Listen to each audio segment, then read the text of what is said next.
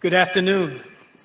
Welcome to today's public hearing convened to receive testimony on the board proposed rules. I will turn it over to the board's general counsel, Melissa Cintron Hernandez, to summarize the proposed rules. Thank you. Good afternoon. Thank you for attending today's hearing. The board is proposing to amend section 205B2, Romanettes 1 and 2, and section 3(4)B to Romanet 5A of Title 40 of the Rules of the City of New York, better known as the minimum standards, to codify long-standing variances. These standards relate to psychotropic medication and tuberculosis screening. The board first approved a limited 6-month variance from the psychotropic medication standard on November 10, 2005. The variance authorized psychiatrists to see and evaluate stable patients on psychotropic medication in general population at least every 28 days, rather than every 14 days as required by the standard. The board has granted this variance every 6 months since its initial approval and seeks to codify it into our rules. The board believes that this proposed amendment helps improve patient care and makes psychotropic medication prescription practices consistent with current mental health care standards. On tuberculosis screening in city jails, the board first approved a limited 6-month variance on September 13, 2010. The variance authorized the use of interferon gamma release assays instead of a tuberculin skin test for tuberculosis screening. The variance also exempts persons who have a documented negative test in the 6 months prior to their admission from repeat screening.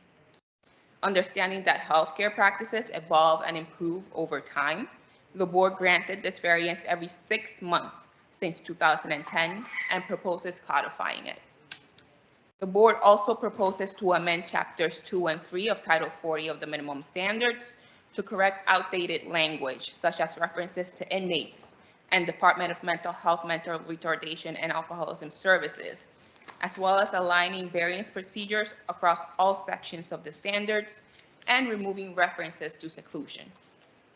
On seclusion, Section 206 authorizes DOC and CHS to implement procedures governing the physical restraint and seclusion of persons in custody being observed or treated for mental or emotional health issues.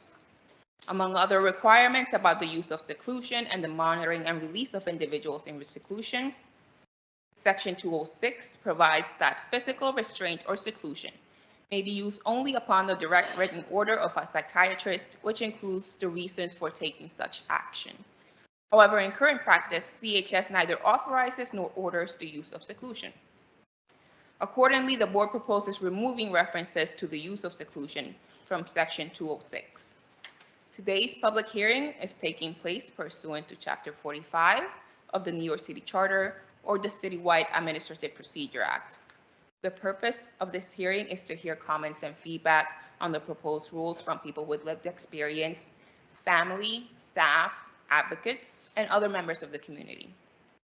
Our goal is to gather information that will help inform the board's decision on the proposed rules.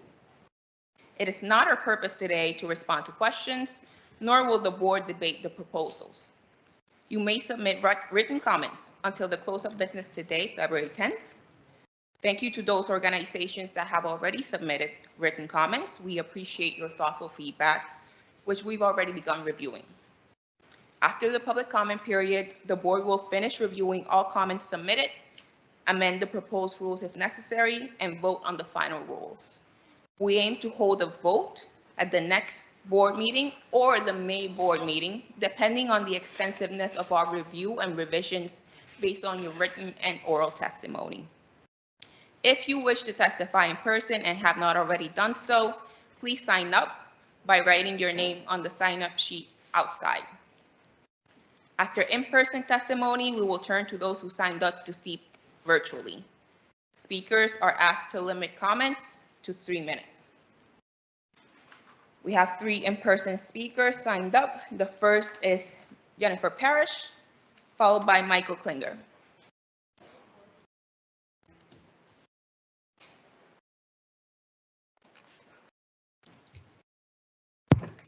Good afternoon. Thank you.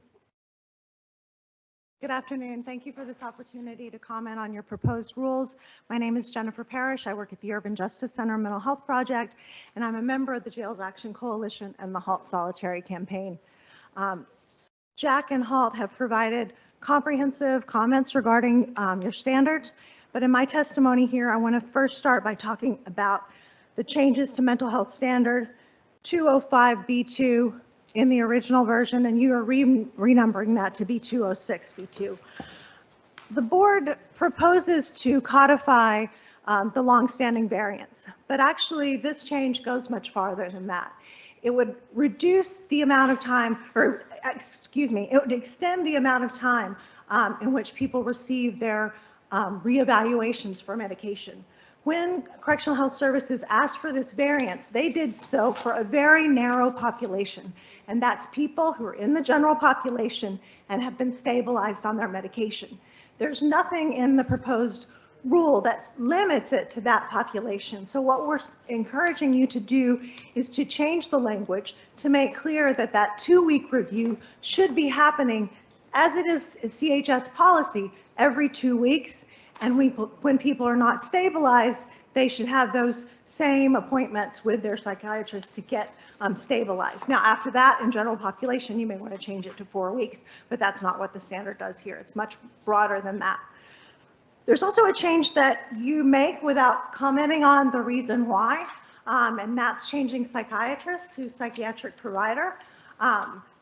There may be a need to include nurse practitioners and physician's assistants, but you haven't spelled out why that is. And we believe the psychiatrists are still needed in the jails, and you should be specifying that that's the case. Maybe you include in the standard staffing ratios or requirements that they are in the mental health units or something like that. So we hope you'll look at that too. But more broadly, what we're recommending is that you look at the standards as a whole. Look at mental health across the board, because these standards were adopted more than 40 years ago, and a lot has changed since then. Some of that for the positive, for example, requiring discharge planning services, having PACE units, but none of that's codified in the standards. That's just a practice. And we've seen over time that practice has been rolled back. Many of the deaths that we've seen happened in the PACE units. So we need more protections for people with mental health concerns and the health standards across the board. So we hope you'll do a comprehensive review, that you'll include people who are incarcerated, advocates, the larger community, health, mental health care experts in this process to really have a level of mental health and health care that we can all be proud of. So thank you for that. Thank you. Next is Michael Klinger, followed by Jennifer Nicole Alameda. Good afternoon. My name is Michael Klinger. I'm a jail services attorney with Brooklyn Defender Services. I'm happy to be going after Ms. Parrish because I'm picking up somewhat where she left off. As some of us advocates were reviewing the proposed changes to the medical and mental health minimum standards, and based on the experiences of the people that we represent who are in department custody, we found several additional ways in which the standards may need further updating. And so briefly to walk through some of those, production to medical and mental health appointments has long been a challenge for this department. Past September, the department data indicated that there were nearly 16,000 missed medical appointments for the month. Refusals by people in custody was the recorded reason for nearly half of those missed appointments. But even if that's accurate, it leaves approximately 8,000 other missed appointments. And one of the most frequent reasons for failure to produce that department staff report to the people that we represent is lack of escorts. The minimum standards provide some guidance regarding access to care. Section 302B prohibits the department from denying or delaying health care as a form of punishment, and requires that department provide staffing levels sufficient to ensure that all minimum standards are met. Section 302G requires the department to escort people requiring medical evaluation outside of their housing areas promptly. We think an additional provision is needed. Specifically, The department requires special escorts for people on a variety of statuses, such as centrally monitored case or CMC status, requiring a captain escort. CMC status is not a punishment, and there's no reason why requiring a captain escort should prevent someone from being produced to medical appointments. But over and over, that's exactly what the people we represent are told. We represent an individual who required medical treatment at Bellevue, and the department repeatedly over a period of months failed to produce them, to the point where on-island physicians could no longer provide treatment because the testing that they required at Bellevue had not been performed. The reason given was lack of a captain escort. Another person we spoke with yesterday has not received treatment for an injury from last September because the department can't find a captain to bring him from OBCC to West Facility. The department's requirements for staffing escorts cannot be permitted to interfere with providing medical and mental health treatment. The minimum standards must make this explicit. Elsewhere in the minimum standards, the board considers dental treatment. It's in section 306C. The board requires that treatment be provided to reasonably address health or comfort concerns, and it goes so far as to lay out a non-exhaustive list of treatments, including the repair of injured or carious teeth. We ask that the board consider including a reporting requirement, such that the health authority report the frequency with which each of the listed treatments, with the critical addition of tooth extractions, is performed. We understand from the experiences of the people that we represent that tooth extractions are a routine form of treatment. We also understand that such treatment has long-term impacts on people with respect to job prospects upon returning to their community, as well as their ability to smile without shame. The board should be able to ensure that the health authority is not relying on extractions to the detriment of the long-term health and well-being of the New Yorkers that it treats.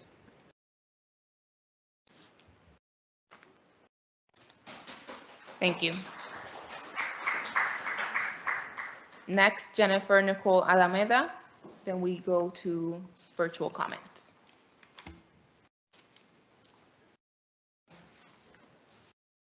Hello, everyone. My name is Jennifer. I'm introducing myself for the first time here. I am your first female federally trained U.S. president. I am here representing New York State's Department of Mental Health Psychiatric System. I am a former psychiatric employee. I have psychiatric experience that was given to me for the presidential position to better assist our prison rehabilitation system. I am here with the prison rehabilitation system. As of yesterday, I was in the state capital of Albany, advocating with the Senate Congress, updating the prisoners, constitutional laws and the Senate Congress prison administration rules. So the new generation is highly upset with the things we're seeing. The new generation understands that we are a more mature civilians in leadership, and that the White House has to assist with advocating defense of our prison system, and that our prisoners be as well defended in their constitutional laws with the mandate of the United Nations, humanitarian rights, and the defense of the International Criminal Court of Justice, management of government administration with our civilians in our country. I'm here to assist, if I may. I have spent 9 years in hundreds and hundreds of meetings with the prison rehabilitation system and the Senate Congress, updating these laws so that the prisoners are defended against illegal tactics of control for cases in the Supreme Court, so that we respect the human mind is not to be played with, and we're not going to mandate psychiatric medicine.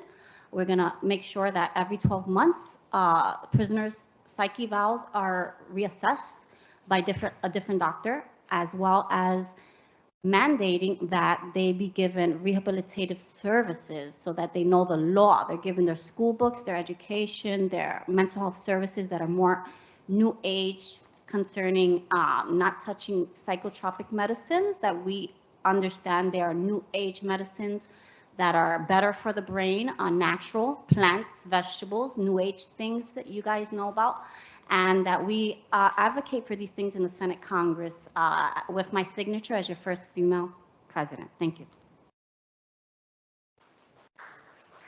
Thank you. We now pass to Elizabeth Bender online, and then Kayla Simpson.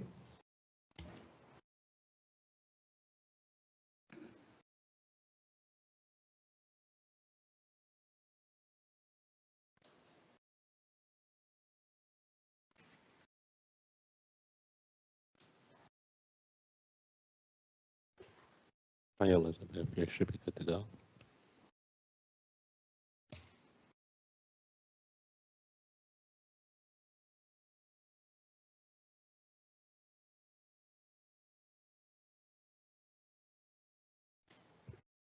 Hi, Elizabeth.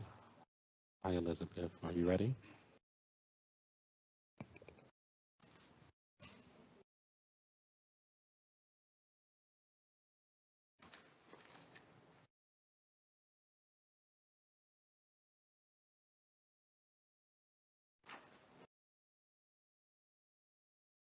Since we look to be having some technical difficulties with Elizabeth, we'll pass to Kayla Simpson and then come back to Elizabeth Bender.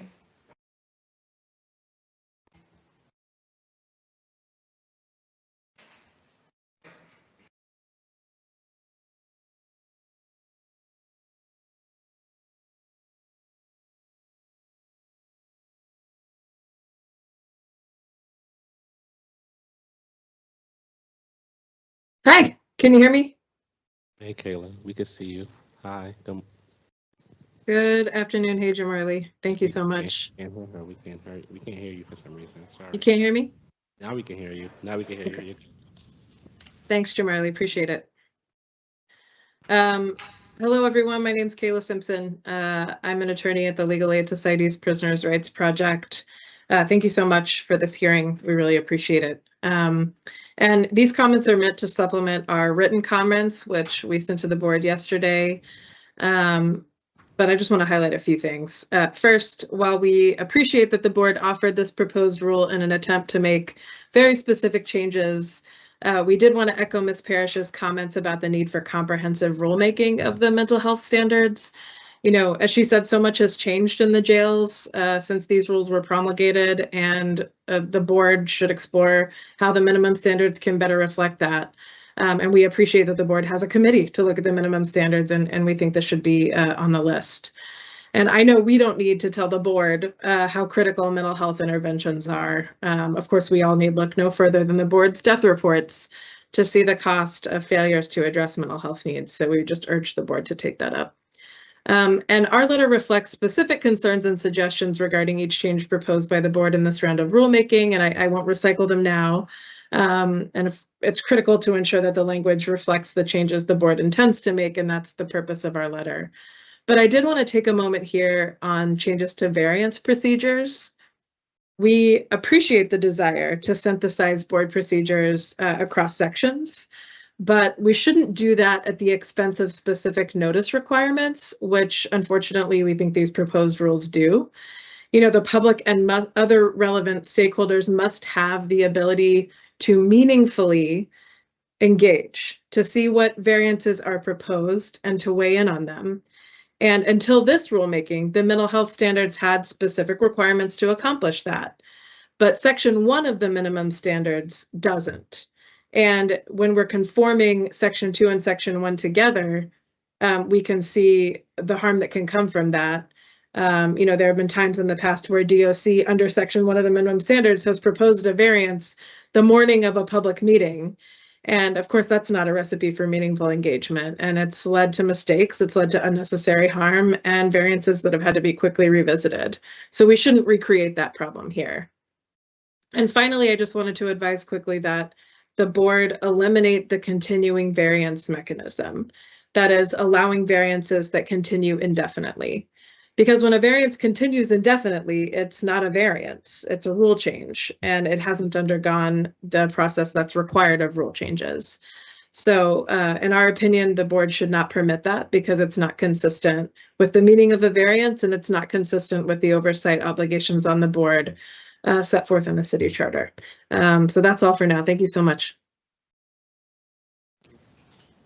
Thank you, Great, Kayla. thank you. I understand Elizabeth won't be testifying today. I wanted to give everyone an opportunity online who signed up to testify, but I did not call to testify specifically for the public hearing to please raise your hand on the Teams platform.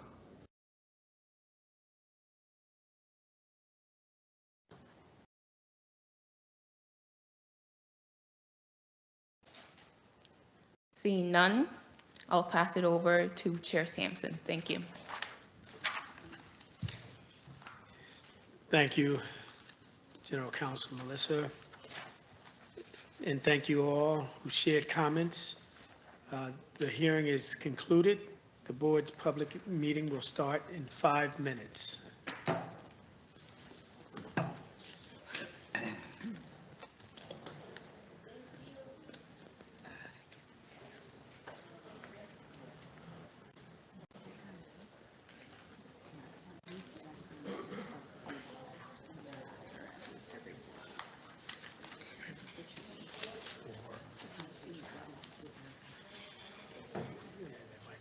And the elevating that we... Is one?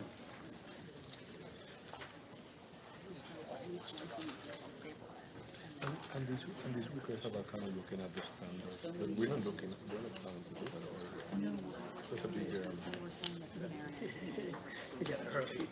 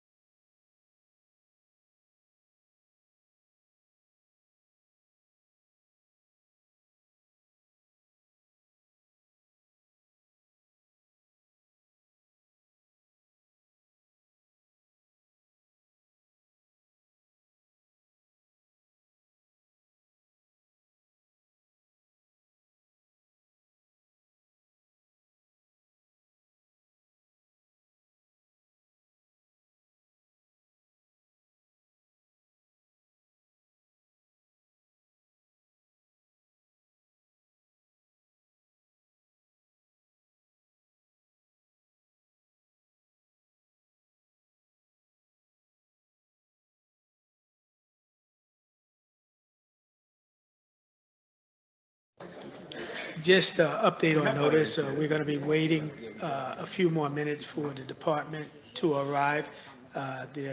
There will be arriving shortly, within the next 3 minutes, so we will wait so there's no disruption in testimony and other things, so public comments.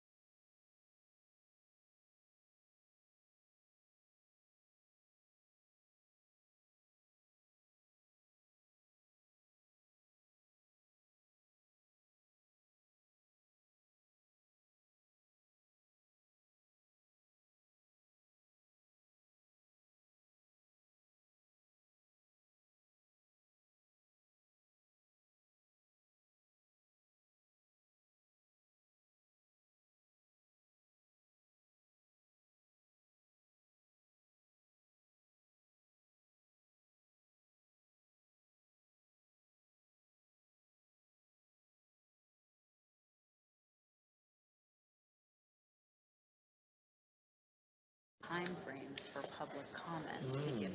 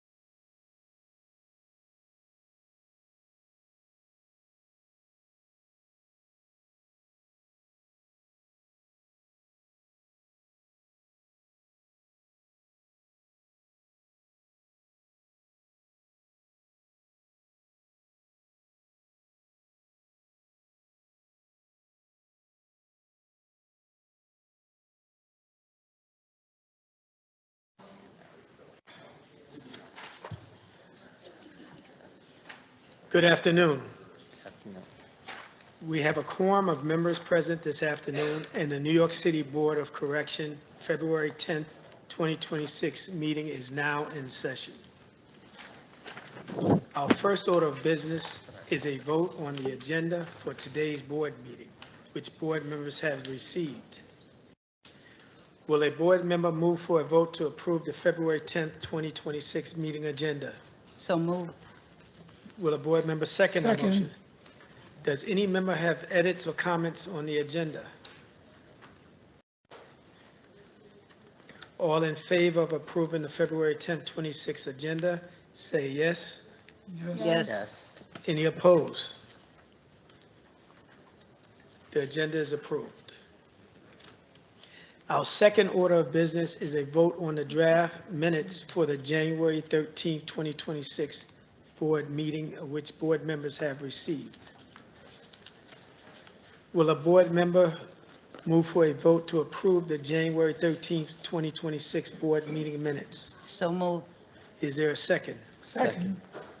Does any member have edits or comments on the minutes?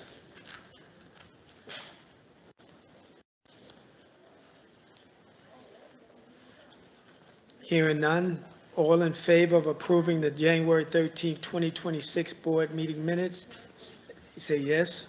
Yes. Any opposed? Hearing no objection, they are approved and duly ratified. We will now hear pre-recorded anonymous public comment from people in custody. There are 5 comments for today.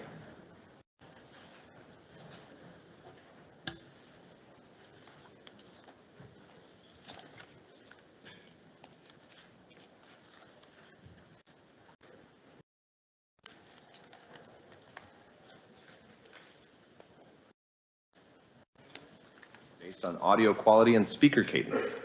The Board of Correction does not guarantee the accuracy or completeness of the captions. To ensure the safety and protection of individuals using the people in custody comment line, names and inmate numbers have been withheld.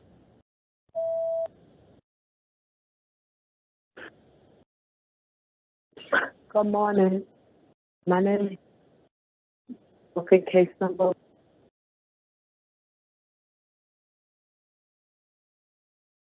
I am a detainee here at Rose Entertainment Center. I'm calling because the problem with the black mold has not been finished. So I moved out of building number 5 due to black mold, and then we returned to building number 6. I moved out of building number 6 on January 9th, 2026, to move back a week later on January 16th, 2026, due to black mold. And when we returned on the 16th, there's still mold. They painted over the mold. They put new vent covers.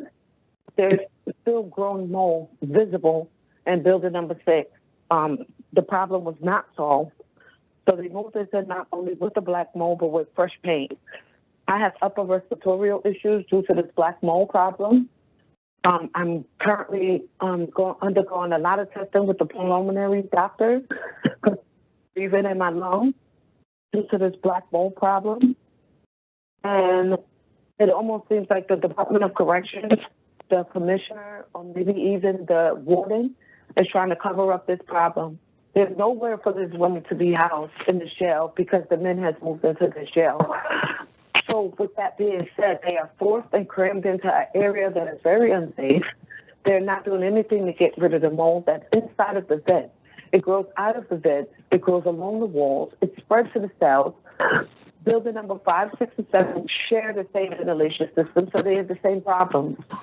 The retaliation for these complaints or these claims for this black mold is becoming ridiculous. I've gotten several searches, unnecessary.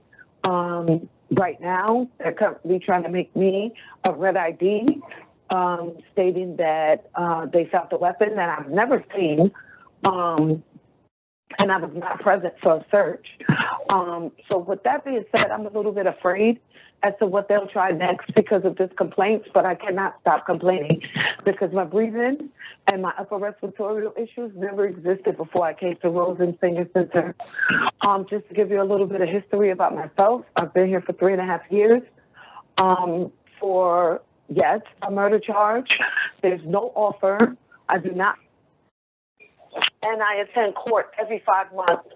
My court dates are always spread out 5 months apart, sometimes 7 in the very beginning. I don't want to leave here with cancer. Please help these women. Some of them are pregnant. Hello, my name, my ID number.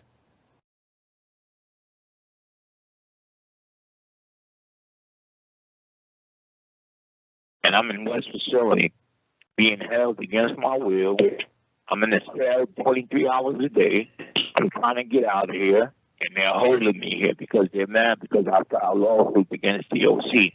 The doctor took my wheelchair. I put a lawsuit in and got my wheelchair back because I suffer from a complication called neuropathy. I have my medical records and everything that says I'm supposed to have a wheelchair. Every time I take my wheelchair, I go to the hospital issues me a new wheelchair. Because, you know, I'm supposed to have a wheelchair due to the fact that I have limited mobility on my legs. Now they got me in West Facility, got me deadlocked in a cell and not letting me out and told me the only way I could leave West Facility is I put a signature on a form saying that I've signed over my wheelchair and I don't need the wheelchair no more. I'm not doing that. You understand? I do need my wheelchair. When I don't have my wheelchair, I always hurt my legs. They start swelling up. My feet swell up. My legs swell up. I already feel the infection in my legs because of that and everything because I'm taking my wheelchair.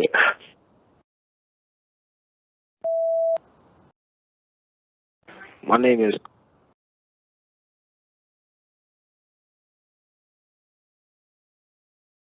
I'm now at Sprung 9, 4 cell. I've been in here 8 days with the same clothes, sweating, no shower, and they been told me to pack up, and I'm still here. I stink. I've been in the same clothes, sweating bullets. I need help. This is crazy. No shower, no nothing. That's neglect. I've been in the same clothes for a whole week and a half. I've been back from court. I had never no fever, and I had no COVID, or I had no fever. My temperature was just high. I supposed to have been out of here. I stink. It's to the point that police is just opening my thing. Oh, close it because he smell crazy. I have no clothes. Sergeant told the officer to give me clothes. They still haven't given me no clothes. It's been 8 days. And I supposed to have been out of here since yesterday. They still didn't move me yet. I need help, please. Thank you very much. Have a good day. You have a great day. The caller has hung up. Oh, hello. My name. I'm on Rackham Island. I'm in a. I came down from Greenhaven on appeal, and I'm getting ready to be released on Tuesday. But I've been here and here like 10 days now, and I actually can see my breath when I talk. It's so cold in here. I'm in a cell where there's actually there's no cold water. No hot water. There's no hot water in this cell. I've been calling the officers and they disregard me like I'm just nothing. I'm a piece of garbage, and I've been talking to the captains and everybody. Especially it's just one officer. I don't know where she's from.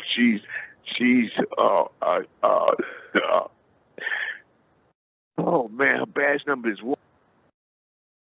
I don't know her name because she keep when I try to get her name, she won't tell me her name, and she's disregarded. She's disrespectful. She's telling me it's not like I'm causing any problems or anything like that. It's not. It's just that I just want a little heat. I want a little hot water. I want to be able to shave. I haven't shaved in a week. A week in here, I haven't shaved.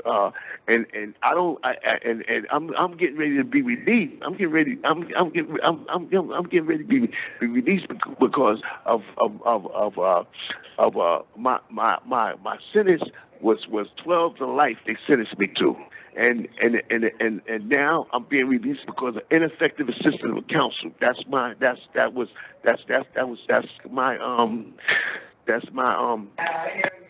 what I was approved on my appeal.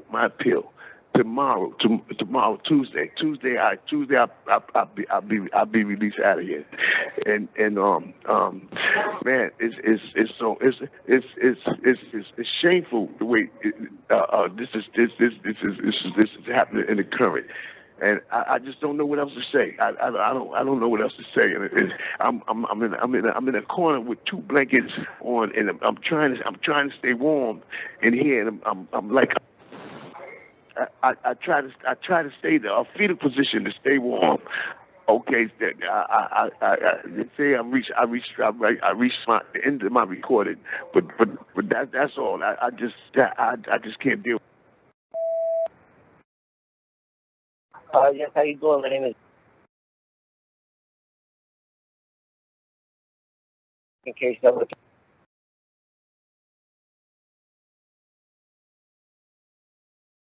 I'm calling to make a complaint on Officer.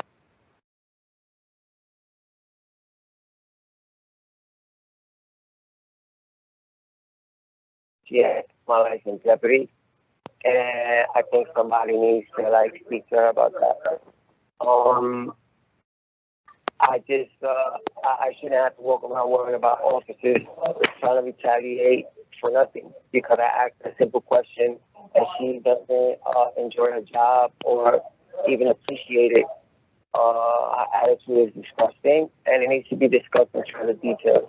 Once again, I'm at OPCC, 5 floor, Benjamin Billabonga. Thank you and have a great day. The caller has hung up.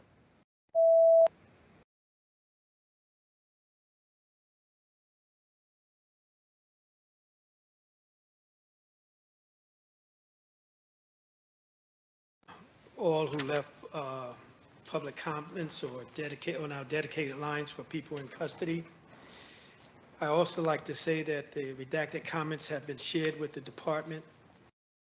All comments associated with a facility have been assigned to a BOC facility monitor and have either been resolved or being addressed. I can say that a couple of these PIC comments, I personally witnessed at West facility. I know there were power outages for a period over there, and there were other concerns. Uh, This is, the mold is a very serious matter. I'd like for our department maybe to review your facility checklist, if there's such, your inspection checklist, to ensure that adequate compliance is being addressed, especially in these lingering colder temperatures. Yes, if we can look at your checklist and see that we are in compliance and doing everything we can to ensure the health and safety of the PICs and staff are in order. Because I'm sure staff are feeling it in some of these facilities as well. Yes, go ahead. Hi, Vice Chair Skip here. I would like to know the outcome of the mold test for, what was it, Building 5? I think it said that mildew was present, but nothing was stated about mold, or that they did say it was being tested. So I'd like to know the outcome of that, please. Hi, good afternoon, Vice Chair. Francis Torres, I serve as First Deputy Commissioner for the department. We'll be more than happy to share our results with the board. I do tell you that a complaint similar to this had been received in the past, and we immediately took action to actually abate the situation. If you recall, we actually transfer the population out of a given area in order for us to do the work. Not only did we take all of the necessary action in abating the mold, we also went into the ducts to ensure that we abated. So we'll be more than happy to share the information with you, meaning the board.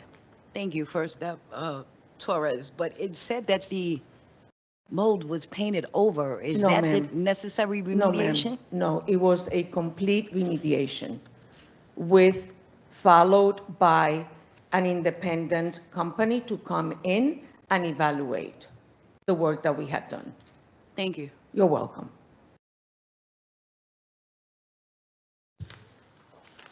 Thank you, First Step. I'd like to turn it over to Jasmine for Executive Director updates. Thank you. Good afternoon, everyone. Thank you for joining us today. We share our deepest condolences with the families of department staff who have passed since the board's January meeting. The staff who have passed are retired Officer Philip Campbell, retired Officer Jeanette J. Francis Fearon, retired Captain Arthur Cheatham, retired Officer Jeffrey R. Miller, retired Officer Linda Campbell, retired Captain Roseanne Tartaro O'Donnell, retired Captain Steve Kaczynski, and retired Officer Dorothy Newman.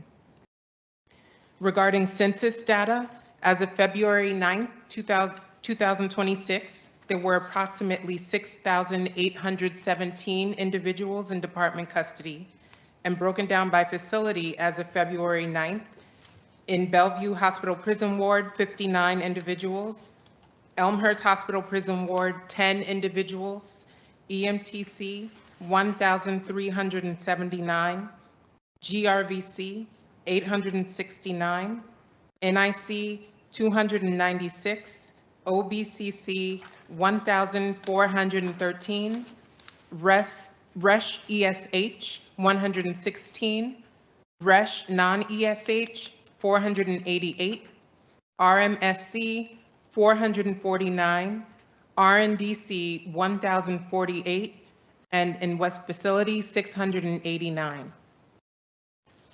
Regarding reports, on January 21st, 2026, the board released a report detailing findings and recommendations concerning the deaths of Benjamin Kelly, James Maldonado, Christian Collado, Edwin Quispy, Ardit Billa, Jimmy Avila, and Carlos Cruz. The board's report highlights 10 key findings and makes 13 recommendations to DOC and CHS regarding their policies and practices. DOC's response is appended to the report. Regarding CHS, the board recommends that clinical records clearly reflect when a higher level of psychiatric care is considered, including hospital care for individuals presenting with acute mental health needs. The board's recommendations to the department address supervision, housing, training, post-management practices, and mental health housing determinations. Under Administrative Code Section 9-171, Subdivision H, unless the Commissioner of Investigation, the Attorney General, or the District Attorney investigates a death and requests or direct DOC or CHS not to investigate, DOC and CHS are required to respond to each recommendation issued in the board's death reports, indicating whether the recommendation will be implemented and where it is not, providing the reasons for that determination. For the full list of findings and recommendations, you can go to BOC's website. Next, regarding the suspension of the board's minimum standards. Since 2021, successive mayoral emergency executive orders have suspended significant portions of the Board of Corrections minimum standards, often for extended and recurring periods. These suspensions were initially justified by staffing absenteeism and later by staff attrition, but available data does not support staffing levels as an ongoing basis for suspending the minimum standards. While some standards remain suspended by court order in the Nunez litigation, additional provisions, including those governing restrictive housing, punitive segregation, due process protections, classification, case management, restorative units, and the use of restraints, are currently suspended by executive order. These prolonged suspensions have coincided with serious operational challenges, including the opening of new restrictive housing units without full alignment with established oversight, due process, and notification requirements. When standards are suspended, whether by executive order or court order, the board's enforcement tools, particularly the variance process, are largely unavailable. Oversight continues, but without an enforceable regulatory baseline for certain conditions of confinement. The board acknowledges and appreciates the administration's decision to move away from the extended use of emergency executive orders suspending the board's minimum standards, and to focus instead on achieving full compliance. Emergency Executive Order Number 1 reflects an intent to establish a defined timeline for the department to reach compliance with the board's minimum standards and other applicable legal requirements. Looking forward, the board strongly encourages restoration of the suspended minimum standards and reliance on the board's variance process to address noncompliance. The variance framework provides operational flexibility while preserving transparency, accountability, and public oversight. The board looks forward to working with the department, the administration, and the remediation manager to restore and strengthen the minimum standards, support system-wide compliance, advance safe and lawful transition away from Rikers Island, and reinforce public trust. Finally, I'll briefly summarize board staff observations regarding the department's use of constant supervision at West Facility, specifically in CDU 9. During the week of December 4th, 2025, the board received information raising concerns about conditions in the West Facility Contagious Disease Unit, known as the CDU Sprungs. In response, board staff conducted an independent review, including on-site observations on December 11th and a census and document review on December 12th. What board staff observed raised significant concerns about how constant supervision was being applied and reviewed. Under DOC Directive 4021, constant supervision is intended to be a temporary, narrowly tailored safety measure. It is not designed to function as a long-term housing status. However, during the board's December observations, individuals in CDU 9 were held on constant supervision for extended periods, weeks, and in some cases close to 2 months, without clear documentation demonstrating that such restrictive conditions remain necessary. During this time, individuals were confined to smocks and disposable undergarments, denied facility-issued clothing and personal property, and experienced inconsistent access to mandated services. These restrictions were imposed even when individuals were not on suicide watch and did not present a documented risk to themselves or others. CDU 9 is a cell-based housing area, not a dormitory designated solely for constant supervision. The directive, however, is silent on how constant supervision should operate in cell housing. Despite this, individuals on constant supervision housed in CDU 9 were required to surrender clothing and linens, restrictions that the directive explicitly applies only in dormitory settings designated for constant supervision. On December 12, 2025, CDU 9 housed 13 individuals, including 4 on constant supervision. General population individuals housed in the same unit were observed wearing standard facility clothing. Board staff observed limited access to recreation, religious services, law library services, grievance forms, and out-of-cell time. These conditions affected all individuals housed in CDU 9, not only individuals on constant supervision, raising broader concerns about compliance with the board's minimum standards. Also concerning is the lack of a structured review process for constant supervision placements. At the time of BOC's observations, there was no consistent documentation identifying who authorized placement, no regular reassessment of continued need, and no clear timeline for removal. Clinical staff in the facility raised concerns about the deteriorating mental health of individuals on constant supervision and did not support continued placement. Those concerns were not immediately acted upon. Individuals were ultimately removed from constant supervision approximately 10 days after the board raised these issues with facility leadership. Constant supervision is an important safety tool when used as intended. What the board observed in December 2025 highlights the need for clearer standards, regular review, meaningful clinical input, and stronger due process protections. The board shared the following recommendations with the department in December. Constant supervision must be time limited and subject to regular documented review. Directive 4021 should be clarified, particularly with respect to cell-based housing. Clinical input must meaningfully inform decisions about continuation or removal, and basic due process and access to mandated services must be ensured.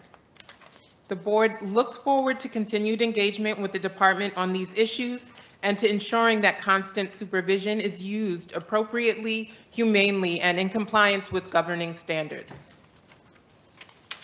That completes BOC staff's update. Thank you, Jasmine, for your executive report. Just 2 quick comments on it. With respect to the census, if we can, as in the past, have a month-to-month as to the delta on PIC population, that just gives a sense of the trends that might be happening for the board to have a quick overview of. And then also just noting that I was at West facility one day, one of the coldest days, and one of the PICs, I guess being monitored with supervision, was being escorted for allegedly assaulting an officer. But the escort requires a scanning in the intake facility. And to my opinion and the opinion of the BOC staff, the clothing, it was just a smock in the freezing cold to go outside from one facility to the other. So these types of operational moves, must be monitored a little bit more to ensure the safety and well-being of PICs.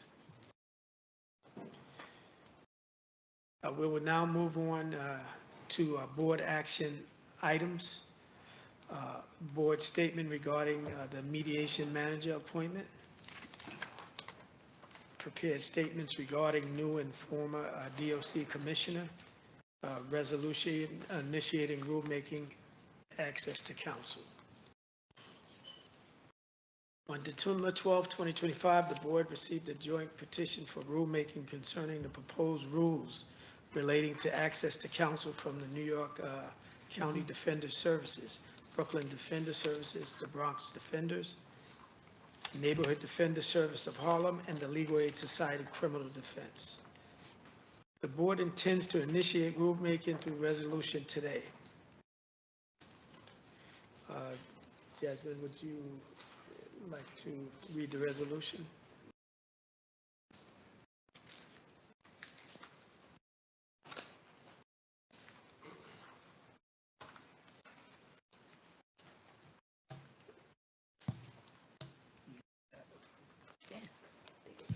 Okay, we'll go first to the board's statement regarding the remediation manager appointment. With Vice Chair Skip to read. Hello? Can you hear me? Okay. On the appointment of the remediation manager, the board acknowledges and welcomes Nicholas Dimmel as the court-appointed remediation manager to oversee full compliance with the numerous court orders and subsequently the board's minimum standards. In doing so, Mr. Dimmel will also be instrumental in working towards compliance with the legal requirement to close Rikers Island and implement the borough-based jails approach. The board looks forward to meeting and collaborating with Mr. Dimmel to advance our shared goals of improving conditions for those working and living on Rikers Island. This was yours.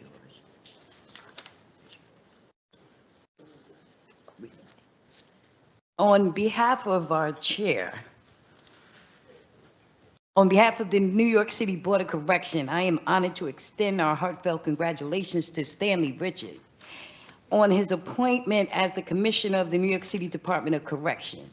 Incoming Commissioner Richards brings to this role a blend of lived experience, professional expertise, and commitment to justice-centered reform. Having served on this board from May 2015 through June 2021, including most recently as Vice Chair, Commissioner Richards was instrumental in advancing the board's mission to ensure safe, humane, and equitable conditions in our city's jails. Commissioner Richards' appointment is historic, marking the first time a formerly incarcerated individual has been entrusted with leading the Department of Correction as the department undertakes critical work to improve safety, support staff, and advance a more just system. The board thanks Commissioner McGinley-Liddy for her service to the department, and we look forward to working collaboratively with the incoming Commissioner Richards in this next chapter. And I'd like to offer a personal welcome to Commissioner Richards on his appointment. I recognize his longstanding leadership in advancing reentry initiatives, alternatives to incarceration, and correctional programming positions him well for this role. He brings extensive experience in criminal justice policy and practice, affecting both incarcerated individuals and those returning to the community. I too would like to extend my appreciation to Commissioner McGinley-Liddy for her service and dedication to the department, and we look forward to working constructively with Commissioner Richards in the month ahead. And personally, I want to personally welcome someone with lived experience in a position as such, because we have lived experience, because our lived experience has been translated and transformed into professional lived expertise, because we was there and we know how it is from both sides of the table. It is time to let lived experience and professional lived expertise lead the way to a new and reformed and transformed system. And that is personally, from one lived experience leader to another. Thank you, Vice Chair. I just also wanted to just personally thank you. I know it's in written form, and I thank you for delivering that, Vice Chair. But I'd like to thank the Commissioner and her team because I know that your services to the department have been really committed and continue to be committed. And during this transition, if this board can support in any efforts that make that transition smoother without interruption of services and that's just not for PIC, that's staff and administration. It's our body that's supposed to set the policy and the tone for the department. And that means, the leadership as well. So we take that very seriously here as a board. And please, just as we get input from any public body, we like input from the department to make this process better. So Jasmine, please, the resolution. Yes. Resolution of the Board of Correction, February 10th, 2026, public meeting. Whereas New York City Charter Section 626, Subdivision E, authorizes the board to establish minimum standards for the care, custody, correction, treatment, supervision, and discipline of all persons held or confined under the jurisdiction of the Department of Correction. Whereas Chapter 4 of Title 40 of the Rules of the City of New York allows for any person or entity to petition the board to consider the adoption of a rule and sets forth the procedures for submission, consideration, and disposition of such petitions. Whereas on December 12, 2025, the board received a joint petition for rulemaking concerning proposed rules relating to access to counsel from New York County Defender Services, Brooklyn Defender Services, the Bronx Defenders, Neighborhood Defender Service of Harlem, and the Legal Aid Society Criminal Defense. Whereas on February 6, 2026, the board's chair notified the petitioners of the board's intention to initiate rulemaking at its regular meeting on February 10, 2026, with regard to the petition submitted. Now therefore be it resolved that the board authorizes board staff to draft these proposed rules for the board's consideration and undertake all aspects of rulemaking pursuant to the Citywide Administrative Procedure Act. And it is further resolved that the board shall not be bound by the language proposed, but may amend, modify such proposed language, and neither shall the board be bound to enact the substance of the submitted petition. And it is further and finally resolved that a copy of this resolution be posted conspicuously on the board's website. Board members, you have heard the resolution. Is there a motion? So moved. Is there a second? Second. Is there any discussion on the resolution? All in favor, say aye. Aye. Oppose? The resolution passes. We will now hear updates from the department on the agenda items. DOC update, emergency preparedness, power outage, service disruptions, and winter storm.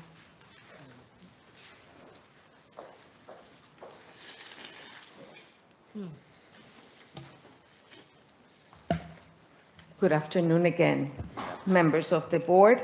My name is Francis Torres, and I serve as the first Deputy Commissioner at the New York City Department of Correction. I am here today to provide an update on emergency preparedness, power and service disruptions, and winter storm. Beginning in October 2025, the department initiated its cold weather protocols to safeguard the well-being of staff and those assigned to our care. For persons in our care, these measures included the preemptive distribution of winter-grade uniforms for persons in custody, continuous temperature monitoring across all housing areas, with staff prepared to take immediate action should temperatures fall below 68 degrees. Additional information regarding our cold weather plan is available on our public website. This year, the city has had more snow precipitation than in previous years. In the days preceding multiple snowfalls and winter storms, the department, through coordination led by the Preparedness and Resilience Unit, mobilized its Emergency Operations Center to facilitate real-time communication and resource coordination.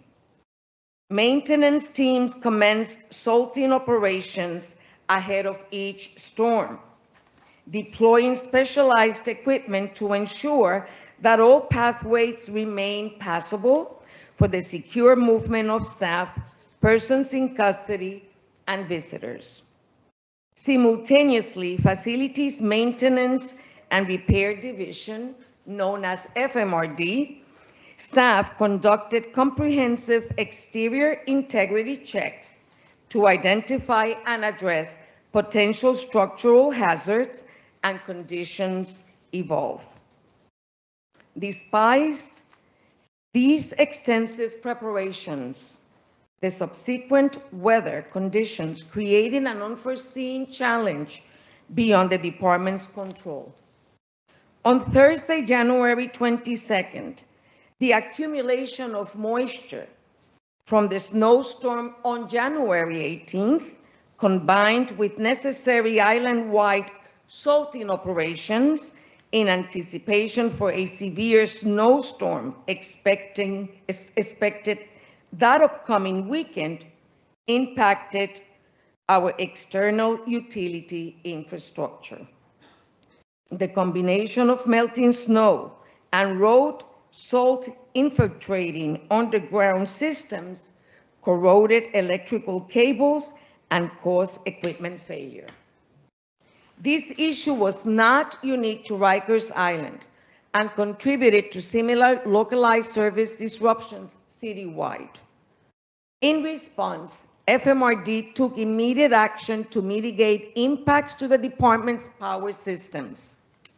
This rapid mobilization ensured that facility operations remained stable and that the safety of individuals in custody was never compromised by these external factors. In response to the disruption, emergency generators were automatically activated across all facilities, successfully resolving power issues as they arose. Heating services remain uninterrupted throughout the event as steam and heat are supplied by the main powerhouse and supplemented by radiant heating systems. FMRD teams were deployed on site to address individual power issues in real time, providing both technical mitigation and status verification. Out of an abundance of caution, within 24 hours, the department also secured and installed additional rental generators to serve as secondary backups. Following these efforts, Con Edison successfully restored shore power to the island on Friday afternoon. However, telecommunications remain impacted until Friday night. To be clear, the power and service disruption we managed did not result from the subsequent snowstorm. These were two distinct events. Preparation for the snowstorm on January 25th was extensive. In advance of the storm, the Preparedness and Resilience Unit was actively monitoring weather conditions through ongoing coordination with New York City Emergency Management, the National Weather Service, and the city's meteorologists, allowing the department to anticipate the timing of the storm and the nature of its expected impacts.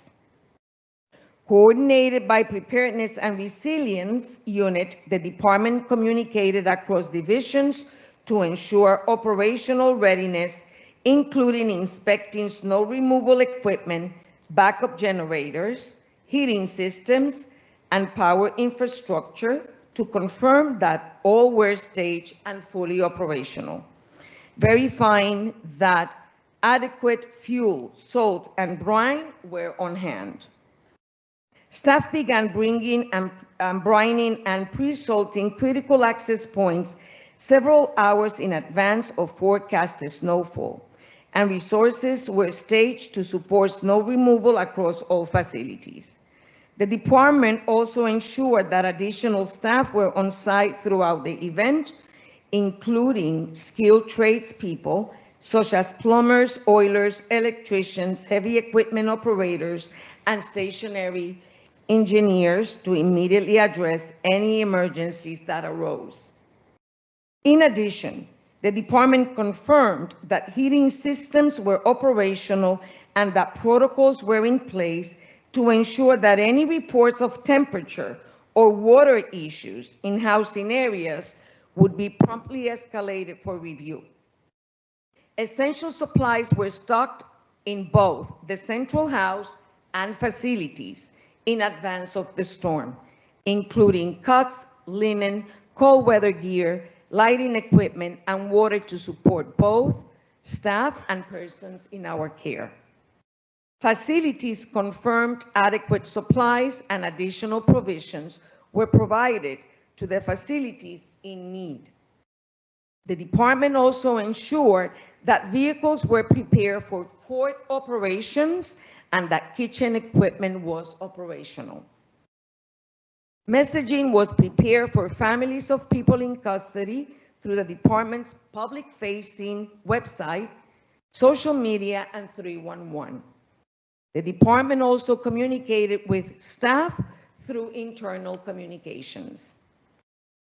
During the snowstorm, the department ensured continuous service delivery, offering sheltering for essential personnel on site, including uniformed staff, kitchen staff, and facility maintenance personnel.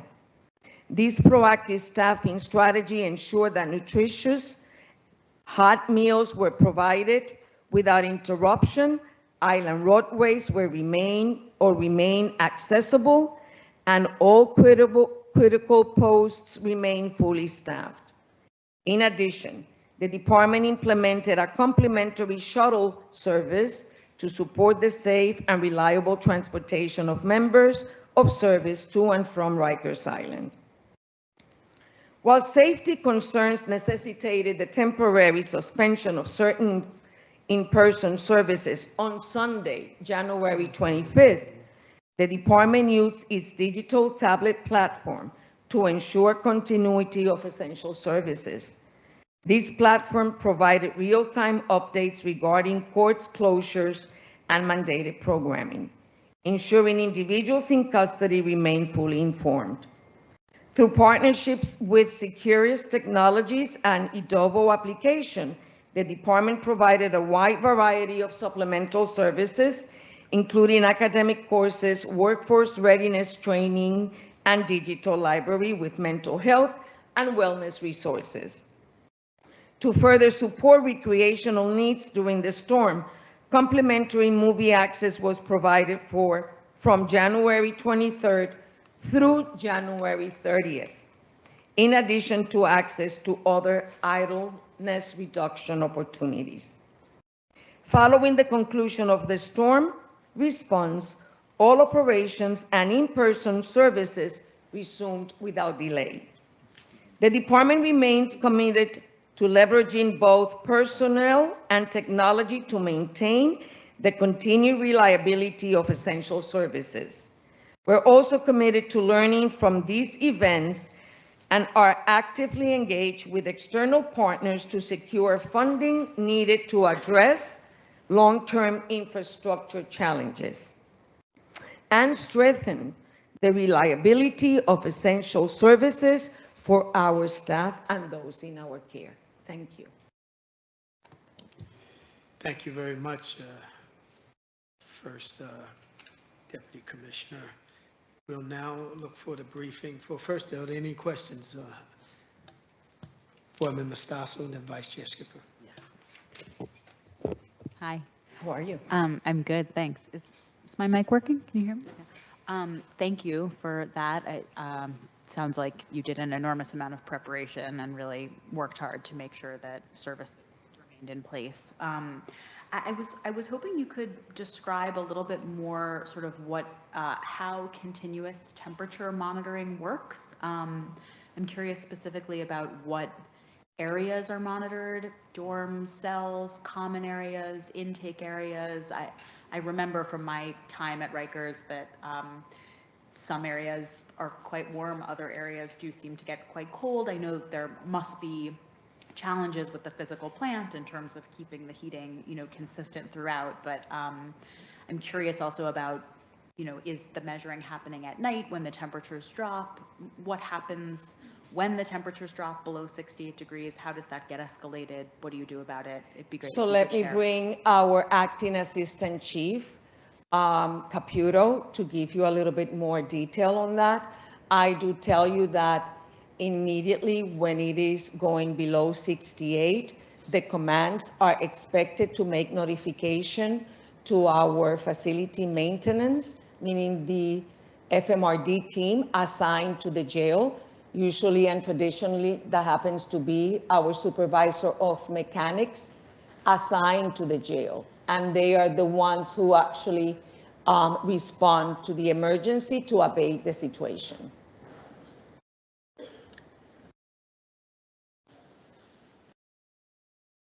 Good afternoon, members of the board, and thank you for the question. There's specific policies in place as far as temperature monitoring. It has to do with the time of year and the season. So in the winter months, the temperature is taken at night when the sun is down, and the expectation would be it would be colder. There's a certain percentage of the facility that is required to have temperatures taken. Your question is correct as far as areas of concern. We take it in dormitories, we take it in cells, and it's changed, so it's not always the same areas and in the same place. They take it in common areas as well. And then that information is given to the deputy commissioner of the environmental health, and it is monitored and tracked. If there's an area that is of concern below the temperature that's required, they put remediation into place. Maintenance and emergency maintenance is notified, and if it can't be rectified, then alternative housing would be then put into place. Individuals would be removed from the area. And then if you, in listening to my testimony, I did mention the Emergency Operations Center, which falls under the purview of our Senior Deputy Commissioner. It is activated at a specific time, and all of the areas are to submit to the EOC anything that requires attention by our department. So it is not only captured inside the jail in real time, but also is captured by the EOC assigned to the Senior Deputy Commissioner's office. Thank you. You're welcome. Would it be possible, I'm assuming you don't know this off the top of your head right now, but maybe to share with us afterwards how many times temperatures have been recorded to drop below 68 degrees in this Sure, we can look into over it the last couple weeks? Yeah. That would be great. Mm-hmm. And then just as a follow-up to that, it came to my attention that this week there was a change in the policy about thermals being permitted in packages. Sort of not great timing, given how cold it is outside, but I was just curious if someone might be able to comment on the reason for that change in policy, and if thermals are being provided, if someone could give us a little bit more information about what is being provided, how many sets, how, is it something that's being provided automatically or something that people... To be quite honest with you, I don't have knowledge of it. I know that when it comes to us right now, we do have thermals available for our individuals assigned to our care, and Caputo may have an answer as well. Appreciate it. How you doing? I'm sorry, and thank you for the question again. That came to light when we were updating our policies as far as the in-person delivery of packages. So items that we distribute and we have available to give to the population is something that we preclude from being included in the packages. So we have over 30,000 passive thermals ready to be distributed and being distributed for everyone that's in our custody. So that was the reasoning behind it. I understand that, the timing wasn't ideal, but, we were trying to make sure that we get back the in-person package delivery and trying to make sure that we afford everybody the thermals. So we have ample supply and we're giving them out to everyone. Okay. It just sounds like a lot of people are asking and distressed by the fact that they can no longer get these in packages. Are they warm? What are the thermals you're giving out made of? I think the thermals are relatively standard. The regular thermals. We're happy to show you them when you want to see them. Okay, just trying to get to the bottom of why there's such distress, around I this think issue that right when now. something is changed, it creates concern. And then, you couple that with the temperatures, but we got the message out to everybody that they're, being given for free, which is, I think better than having to put the burden on the families to have to buy them and deliver them. Okay, thank you, Board Member thank Stasso. you. Vice Chair Skip. Yes, excuse me, sir. Thank you. In regards to this thermal issue, this week and last week, we have been set upon in this city by unprecedented cold. So to hear you say that they are being distributed, which leads me to believe that not everyone has gotten them that should have them. We have been between 0 and 10 degrees for the last 2 weeks since the snowstorm. I need to know how many people have thermals? What is the procedure for issuing the thermals? How many sets they have? And are you doing, and how do you distribute? Do you do this by facility, by housing area? Like, what is going on? We've been at 0 for the last 2 weeks, and to hear that people don't have thermals and you are not allowing them in through the packages where their family can buy them from them, this is disturbing to me. It's very disturbing. So I really would like to have those answers by the next board meeting. Thank you. Okay, definitely. Thank you. But if I may add to his response, Co-Chair, in preparation for the winter and significantly for the freezing temperatures that we were expecting, not only did we stock up the thermals at our storehouse, but we made sure that all of the facilities came in to pick up thermals to have internally in their areas. So much so that we made the necessary arrangements to have the storehouse in the event that any of the facilities ran low. And the only requirement, the only thing a person assigned to our care had to do was ask the housing area officer. I think I needed to share that with you. Thank you so much, First Step, and that seems like a very good plan. What I need to know was that plan followed through? We can confirm. What are the numbers behind it? We can confirm. Thank you so much. Sure thing. I'm going to miss you too, First Step. Yes, Thank you. Board Member Franco. Hi, Torres. We heard a lot today about blankets and clothing.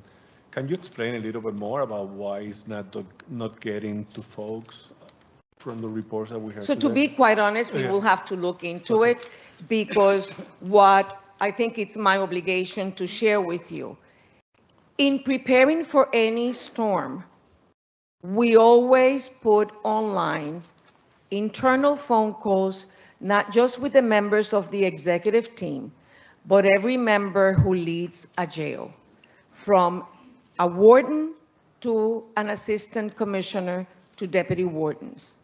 And as part of our expectations, we convey to them the importance of ensuring that, number one, persons assigned to our care have their warm clothing, that windows are closed, that there are very specific and basic needs that have to be met.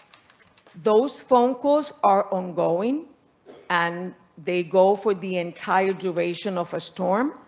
We ask live, is there anything that you need from any of us in order for us to report and support? Whether it is our storehouse staff that is assigned for that evening to actually pack up the necessary items that are being requested by the jail and delivered to the command, or have the command do a pickup of the items. Very simple question. So if we go to any of the jails, they have blankets and extra clothing available as well? They are expected to. Thank you. Yep. Yes. Yes, go ahead. Thank you. Thank you, First Deputy. I had a question about the reason for the power outage. You had stated that it was due to the corroding of electrical lines. Mm-hmm.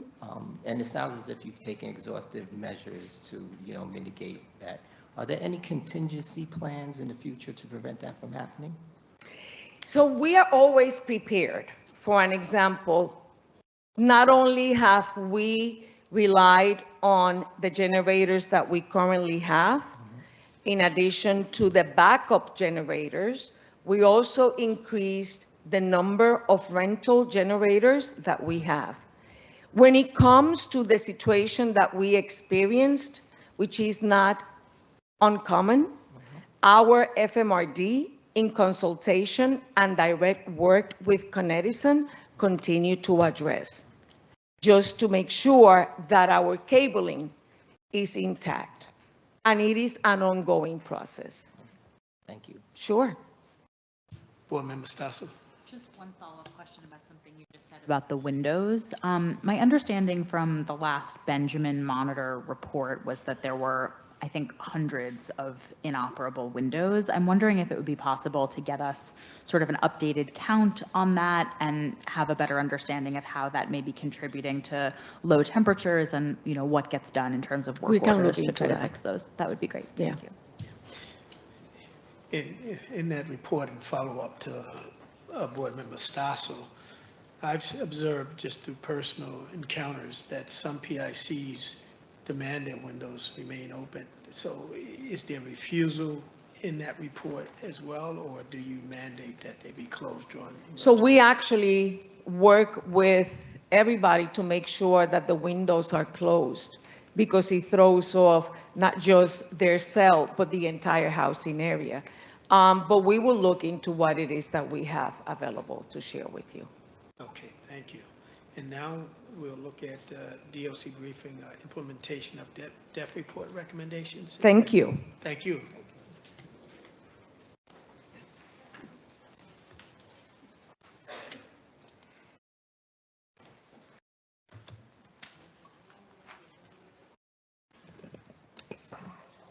All right, good afternoon again, members of the board. My name is Joseph Caputo. Currently, I serve as the Acting Assistant Chief of Facility Operations and also the Criminal Justice Bureau. I'm here today to provide an update on the department's implementation of the Board of Corrections Death Report recommendations. Many of the recommendations on today's agenda pertain to long-standing department policies that are designed to ensure a safe and secure environment for all persons in custody. These policies are routinely reinforced through various measures to ensure facility operations function safely and effectively. With respect to the supervision, touring, and logbook compliance, as I mentioned at our November meeting, touring remains a core correctional practice. All uniformed staff receiving training on touring and supervision beginning in the Correction Academy. That training is reinforced for newly promoted captains, assistant deputy wardens, who are responsible for overseeing, mentoring the staff that they supervise. I can tell you from direct experience, as someone who moved up through the ranks, the agency has never wavered from our focus on ensuring staff are touring. Touring expectations are further reinforced at roll calls, through department-wide teletypes, and through active supervision within our housing areas. Supervisors are required to tour housing areas regularly and ensure that staff complete their required rounds. During these tours, supervisors reinforce key expectations, including remaining on post, prohibiting unauthorized individuals from entering their post, and ensuring compliance with single cell occupancy requirements. When policies are not adhered to, supervisors take corrective actions, and officers may be subject to discipline. In addition to the direct supervision, the TOR-1 system allows the department to utilize technology as an additional tool to monitor compliance within housing areas and touring requirements. The video monitoring unit.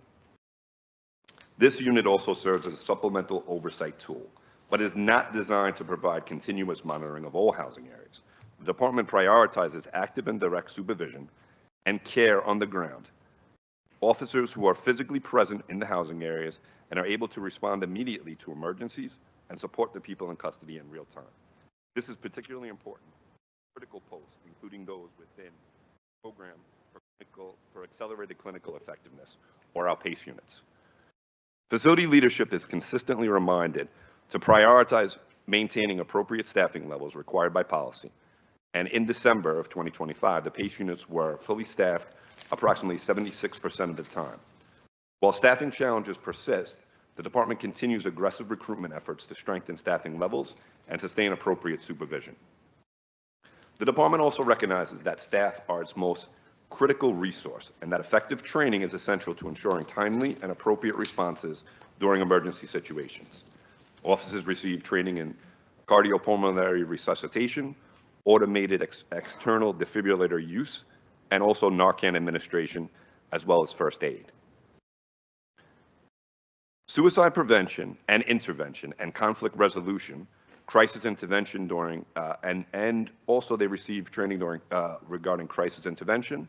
In addition, last year, the Training and Development Division created and delivered a specialized training titled Preventing and Responding to Deaths and Medical Emergencies. This was given to the newly promoted Assistant Deputy Wardens.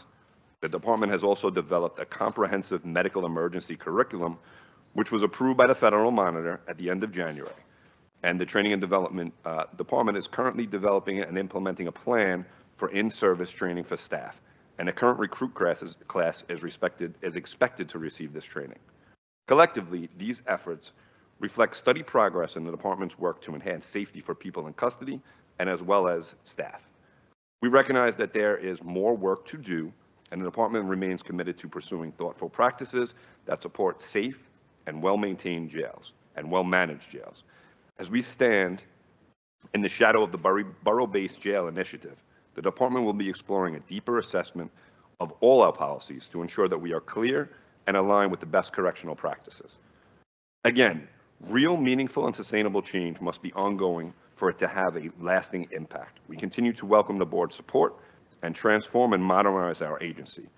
I welcome any additional questions that you may have.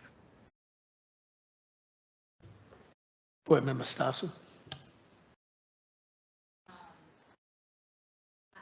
I appreciate that there's training about this, that there's supervision about this, that there are some systems that are trying to do surveillance to make sure that the touring is happening, but it's not happening. It hasn't been happening consistently or adequately for years. I've been reviewing the surveillance in a variety of capacities for the last 6 years and continuously seeing hours go by on these units where people are supposed to be being checked on every 15 minutes and they're not being checked on. So I don't have a good sense of what the problem is here. Either this is a supervisory issue where the people who are making these rules and feeling that it's important that this should be happening are not aware, or it's an accountability issue where the people who are actually doing it don't care what their supervisors think. So I don't know how to sort of push this more aggressively, but I think that there really needs to be a corrective action plan in place, starting with an acknowledgement that whatever's been going on is not working, and this really needs to be looked at. I mean, deaths that I've reviewed over and over again for years, this has been really a central failure, that the baseline monitoring, just eyes on somebody with a regular frequency in accordance with your policies, is not happening. So I really would like to see steps taken to address this in a little bit of a more robust way. I don't know if that was a question. It was more of a statement, I think. You're right. So do You're right. you want a response to that, or? Can you give me some reassurance I can. that you're really going to work on this? I mean, the reassurance can be that we give this the utmost level of priority, right? We have mechanisms in place that hold staff accountable. And listen, you can't, a problem of this magnitude, as you're describing it, it's not solved strictly by discipline. You can't discipline your way out of every single problem, right? So it's ensuring that people are doing what they need to do and doing their job, what is required of them. We have mechanisms in place that track and monitor that. You know, I know you guys like the video monitoring unit. I don't think that's the answer, but it's a tool. We have the TOR1 system. That's a very valuable tool as well. But the most valuable resource is that correction officer that's on the ground and doing the job and doing their rounds. Listen, unfortunately, some of these negative events that have occurred, there was lapses in tours, possibly discovered in the research. But if an officer is required to tour every half hour, or in some units every 15 minutes, as you alluded to, based upon staffing levels, there's individuals have a mechanism to be able to still have a negative event, unfortunately. But we do everything that we can to put everything in place to ensure that we are touring when we need to. We have supervision to make sure that the staff is doing that. And then we have these electronic mechanisms in place as well to track it too. But we take it very seriously. We put measures in place, and we're continuing to put measures in place 100%. Well, so let me ask you this then as a question. I Please. mean, do you think that this is a supervision issue? I mean, do you think that when touring is not happening at the frequency it's supposed to happen, that it is being caught and that disciplinary measures are being put into place, or at least that training is being sort of revisited, or the problem is being sort of worked up? Or do you think that this is something that is happening without the relevant supervisors being aware of it? I think that there is discipline issued in the events that it is discovered that an officer is not touring or making the rounds, or if it's discovered that a supervisor is not making their rounds. It's not just officers that are required to tour. Captains are required to tour. Assistant deputy wardens are required to tour. Deputy wardens are required to tour. So there is discipline definitely being affected for lapses that are discovered. This tour wand policy that we speak about, I've spoken about it a few different times in this room. There's discipline being issued for that as well, progressive. So there definitely is discipline being issued. I really love that. One second, please. Vice Chair Skipper, even before you can continue, Acting Assistant Chief Computer, Yes, sir. you specified the requirement of touring at the various levels. I also I know that the commissioner had encouraged touring and sort of making it more of a culture, not only a policy of touring. And I'd like to say that I'd like to see our board continuously tour, because it's that action that can bring about safety and security within the facilities. So I'm just going to chime into what you were saying, right? Touring is one of the most important things at all levels. Me, when I was a warden, I toured every day in my facility, because that's how you find out what is going on in your facility. And it's not about just touring to identify deficiencies. It's touring to check on your staff. It's touring to check on the people in custody. There's people in this room that can attest to my touring practices. They toured with me. So it's a fundamental practice, and it's something that is very important. Yes, and I do believe that the new commissioner is going to push that as well. So maybe that will also be something that's focused on as well. But we do focus on it now too. I apologize, Vice Chair Skipper. Continue, please. Not a problem. Because I need this to go on record. I am appalled at you using language like a negative event when someone loses their life on Rikers Island. When the life is lost because nobody toured and got there in time. Council, this is in regards to him and his use of language. This has nothing to do with you. So I just need to get that on the record. I'm appalled. A negative event, a loss of life, is not a negative event. But here's what I want from the department. I want to know how many times you've imposed discipline on staff members for not touring, not just COs. I need supervisors as well. What is the disciplinary process, and how many times it has been imposed, and what is the outcome? Because that's what's going on. People are dying over there because nobody is touring and noticing that something is going on. And if supervisory staff knows that their staff is not touring, well, some of them are not touring either. What is that disciplinary process? And I just would gently ask you that when you speak about loss of life, you use some better language than a negative event. Just one point about not that part, but the causal effect, right? We want to be clear that while we take this extraordinarily seriously, and we are going to do that, there are incidents that happen, deaths that happen, where touring has not been an issue. So I don't want it to be left here that every single death in custody or otherwise serious injury in custody has a direct causal relation to touring. While it is immensely serious and we are addressing it, talk about it, I just don't want that left out there. It's not every single incident. So noted. Thank you. And listen, I just want to be clear. First of all, a death in custody is a catastrophic event that, my heart goes out to everyone.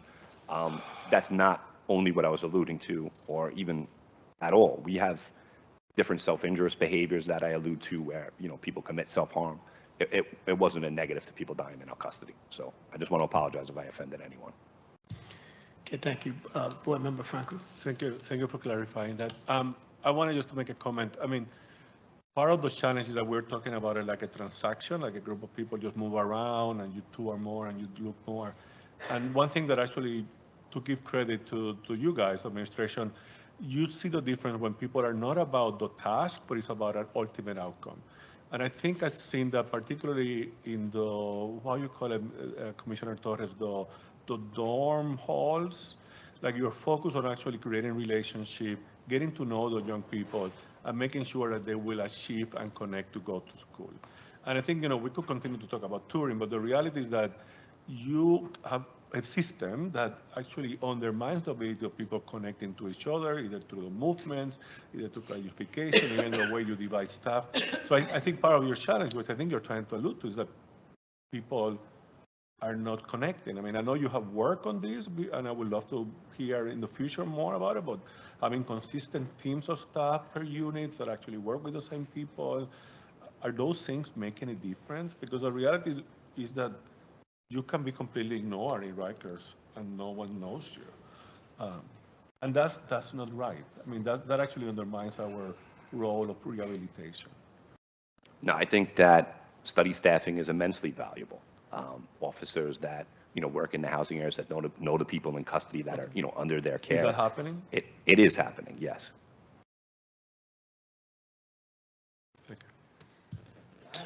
Board Member Torres, please. What would be one of the first things that we can do in terms of improving touring so that it's not as flagrant as an issue as it is now? I think that we have taken a lot of steps. I think that, from the top down, it is definitely something that is a focus. We have requirements in place, but I think that, listen, people see things that are done by the top. It's leading by example. We have already something in place that I don't think that we've ever mentioned that at the board, where executive leadership tours all the facilities right now, from the commissioner down, to myself. They tour and they give reports about what that they find on these tours. I think that is something that will help to make a difference as well. Just leading by example. Fair enough. Thank you. Our Executive Director.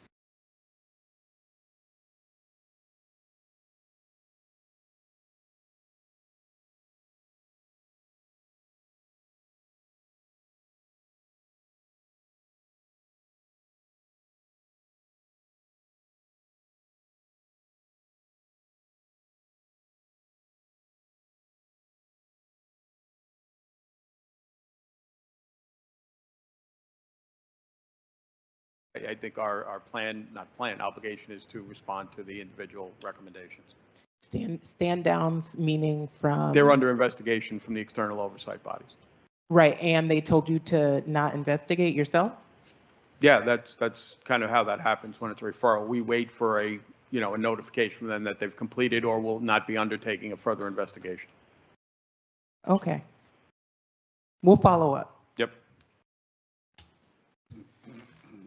Thank you. Any other questions in this subject area, board members?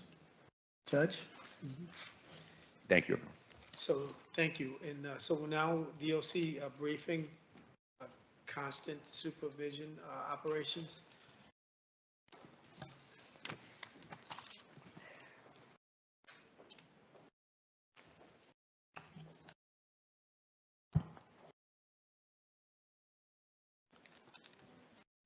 Good afternoon, Fritz Franget, Senior Deputy Commissioner for Department of Corrections. Good afternoon, members of the board. My name is Fritz Franget, and I serve as the Senior Deputy Commissioner at the Department of Corrections. I am here today to provide an update on the department's constant supervision operations. We appreciate the board raising concerns regarding constant supervision within West Facility leadership on December 5th, 2025. Upon being notified, facility leadership escalated the matter to executive leadership. After the matter was escalated internally, executive leadership conducted a review of the department's constant supervision directive, as well as applicable Board of Corrections and State Commission of Correction standards. Based on a review, the department determined that the individuals in question should not have been issued smocks while in constant supervision, and corrective action was taken. Department issued clothing was returned, and the individuals were removed from constant supervision at West Facility and transferred to other facilities on December 15th. Currently, persons in custody who are placed on constant supervision and who are not on suicide watch are not being placed in smocks. While constant supervision protocols are designed to ensure the safety of both persons in custody and staff, the department recognizes that the current directive does not sufficiently distinguish between procedures for constant supervision and suicide watch, and that the two may be conflated. The department agrees that additional clarity is needed to ensure that practice aligns with intent and applicable standards, and appreciates the board's recommendations regarding potential updates to the directive. Those recommendations will inform future policy reviews and revisions. The department's Policy and Procedure Unit reviewed directives to ensure that policies are operationally sound and aligned with oversight standards. As part of this review, the department will consider how clinical input from CHS can be incorporated into any updates of the constant supervision directive. As the board is aware, the department is currently in a transition period. In the coming weeks, we will be meeting internally to do a review of this directive and the issues presented. We will provide updates to the board after a complete full review is conducted. We appreciate the board's continued engagement of this and look forward to ongoing collaboration as we work to strengthen and clarify the policies. I welcome any additional questions the board may have.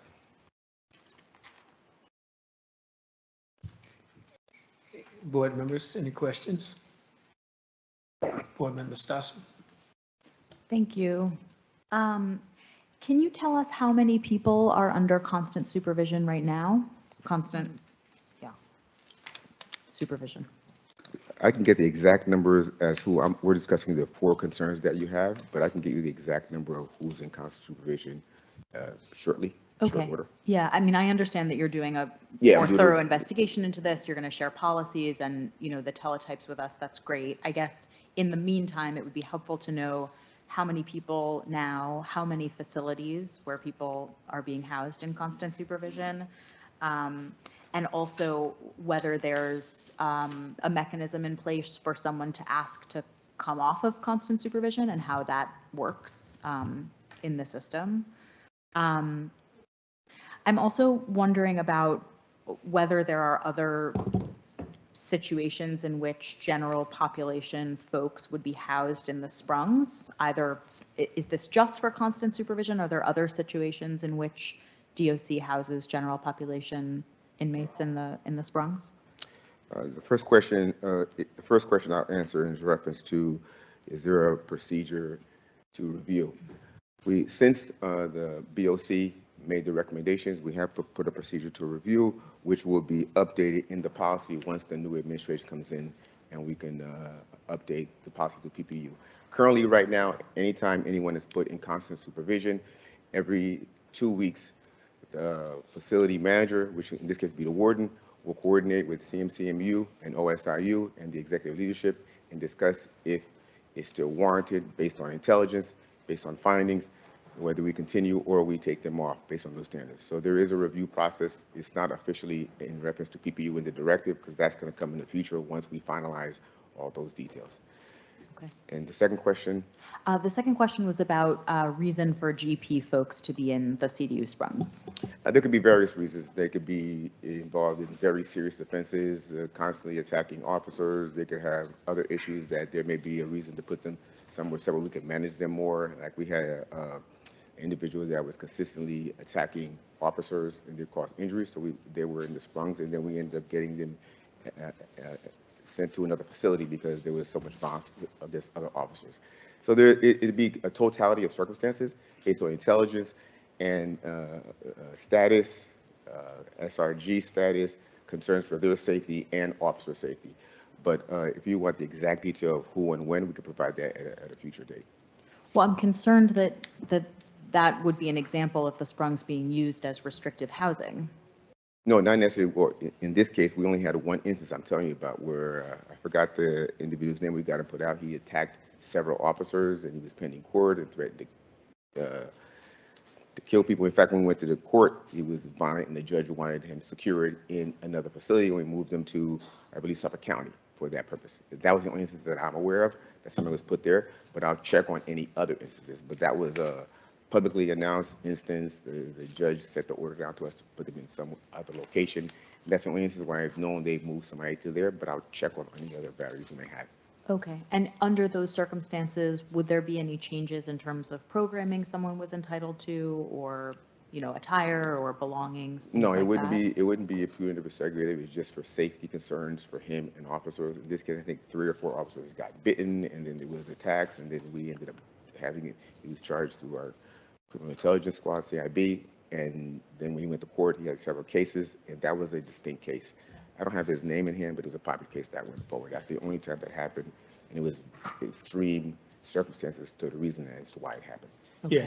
Yeah, and name is not necessary, yeah, but I can tell you that I witnessed part of the incident with this PIC, and board staff was available to try to question and make sure that they had everything they needed. I can say that the intervention by board staff was not received, and that actions took place that I asked the board staff to, to move forward so that security and safety is taking place and that follow-up be done when it's a more safe environment. I'm sorry to hear about the injuries to the officers. That's a terrible situation. I just have one more question. I appreciate that this was escalated, when board staff raised the concern. I am concerned that it took about a week for board staff to get any response about this, that, they reached out to facility, the commanding officer, and did not get a response for a week. I was wondering if you could comment on why that took so long to get some response from leadership. Yes, I actually followed up in that investigation closely myself when it came up. I believe on December 5th, email was sent by someone from DOC, I don't have the name in front of me right now, around 16:30 approximately, 4:30 on Friday evening. That was towards the weekend, which shouldn't be a concern. We still have to follow up. But the facility notified, again, she followed up with the facility on Wednesday, December 10th. The exact dates was forwarded up to my command on that evening at 1800, I believe. Thursday, 1400 on Thursday. And then surely, as soon as we heard about it, we reviewed the information. We had a meeting on that evening at 1800, a follow-up meeting that Friday, the 12th, with our policy and procedure unit to review and investigate it. And from when it left my desk, totally 2 business days later, that Monday, he was put back into regular housing areas. And that also was mitigated. We ended up associating with the facilities and having conversations to make sure we can close those gaps, that regardless of when an email comes in, that information is forwarded to us timely to make adjustments and move the PICs and again, we agreed with the recommendation. It's just a matter of the interpretation of 2 conflicting directives, that they assumed that they were, that this can be done. We agreed with the board's recommendation and followed up accordingly from the date that I received it. I appreciate that, and I certainly appreciate that it may take time to fully investigate a concern like that and to escalate it appropriately and to decide what to do. I think some acknowledgement that it's being looked into, in less time than a week would be appreciated by our staff. Yes, ma'am. Thank you very much. Question. Go ahead, Board Member Torres. Thank you. Quickly, does being under constant supervision affect lockout and access to commissary and access to programming? No, not necessarily. In fact, I think there was a request, I think they received law library the entire time they were there. I just checked recently on rec. They were offered and some were afforded rec. So the notion that they weren't afforded programs is not necessarily 100% accurately true. Sometimes they refuse rec, persons that are in those areas of constant supervision. Now I would put a policy in place instead of just coordinating, going in, asking who wants to go to rec. We're gonna ensure that we're gonna use the body cameras to our advantage and make sure that they go specifically with body camera footage, asking, do you want to go to rec? Do you want to go to these areas, to ensure that when there's an issue, we can follow up with proof that these were afforded. But I know for a fact that law library was afforded. They got to go to law library, and some of the other programs they were afforded. And we'd have to check the logbooks to give you full information on that data for the other programs, but not everything was not afforded, and that's not a standard as to not afford them rec, because the rec programs and things of that nature support good behavior for us. And the people that were put in constant supervision weren't put there because they were problematic. They were put there because they were high-profile cases with probability of self-injurious behavior, with probability of concerns and issues when they went in general population. So in true fashion, the members of CMCMU and OSIU with the executive leadership was just there designed to protect them, to keep them from possible concerns that may happen in those facilities, because they were first time in the jail system of that nature.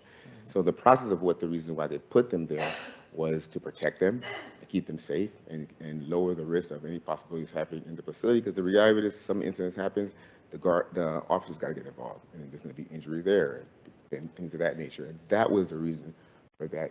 Purely, our intent was to protect them.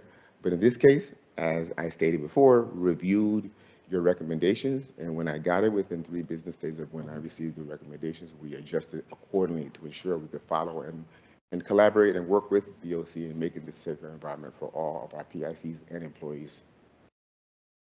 Thank you. Yes, go ahead. One last question. I'm wondering if you would be willing to share a draft of the directive about constant supervision with us before it's finalized?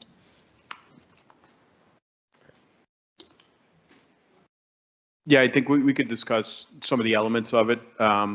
I don't know if we normally share the policies before they're circulated, but we could talk about that internally. But I mean, again, especially if some or any of the elements are either accepted or rejected for any reason, we of course would bring that back to the board. Senior Deputy Commissioner Fonseca, I'd like to thank you, but I also like to, before the department steps down on their reporting, is that just to give praise in one element that I did see last week, and that's the electronic logbook. I can say that presentation that Judge Cozier and I sat in on, I found it to be very, very insightful, very progressive, and very transformational to the way the department, will do business if it fully implemented at some point. It answered a lot of questions, and it's very promising. So thank you for that. If there's no other questions, thank you. Thank you. We will now hear updates from Correctional Health Services on the agenda items. CHS briefing, implementation of death report recommendations.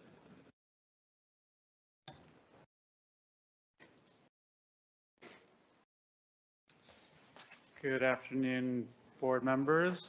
My name is Joseph Otanakar. I'm the chief of the mental health service, CHS.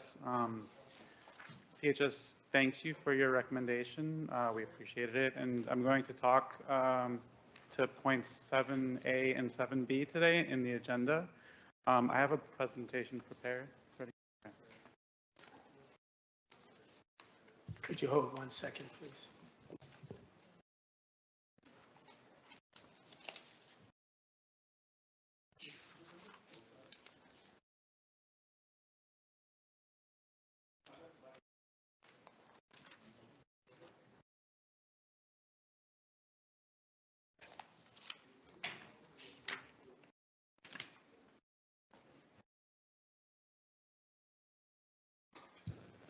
Okay, thank you.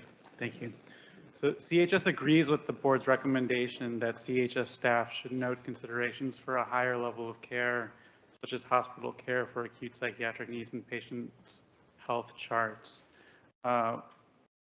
Providers who choose to work with CHS on Rikers Island take great pride and are very passionate in choosing to work on Rikers Island with a very vulnerable population.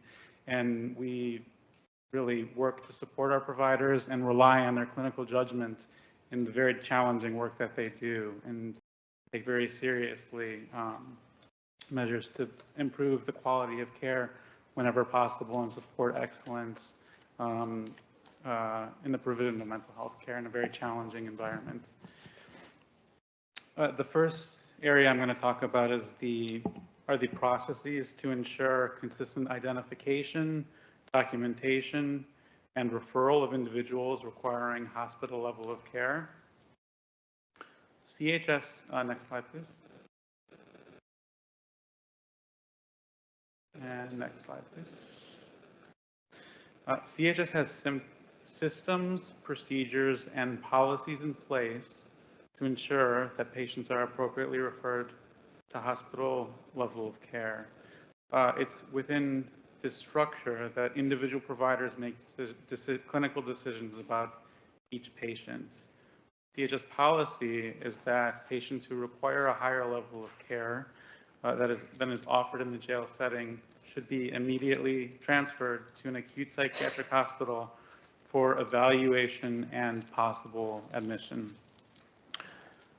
Next slide, please.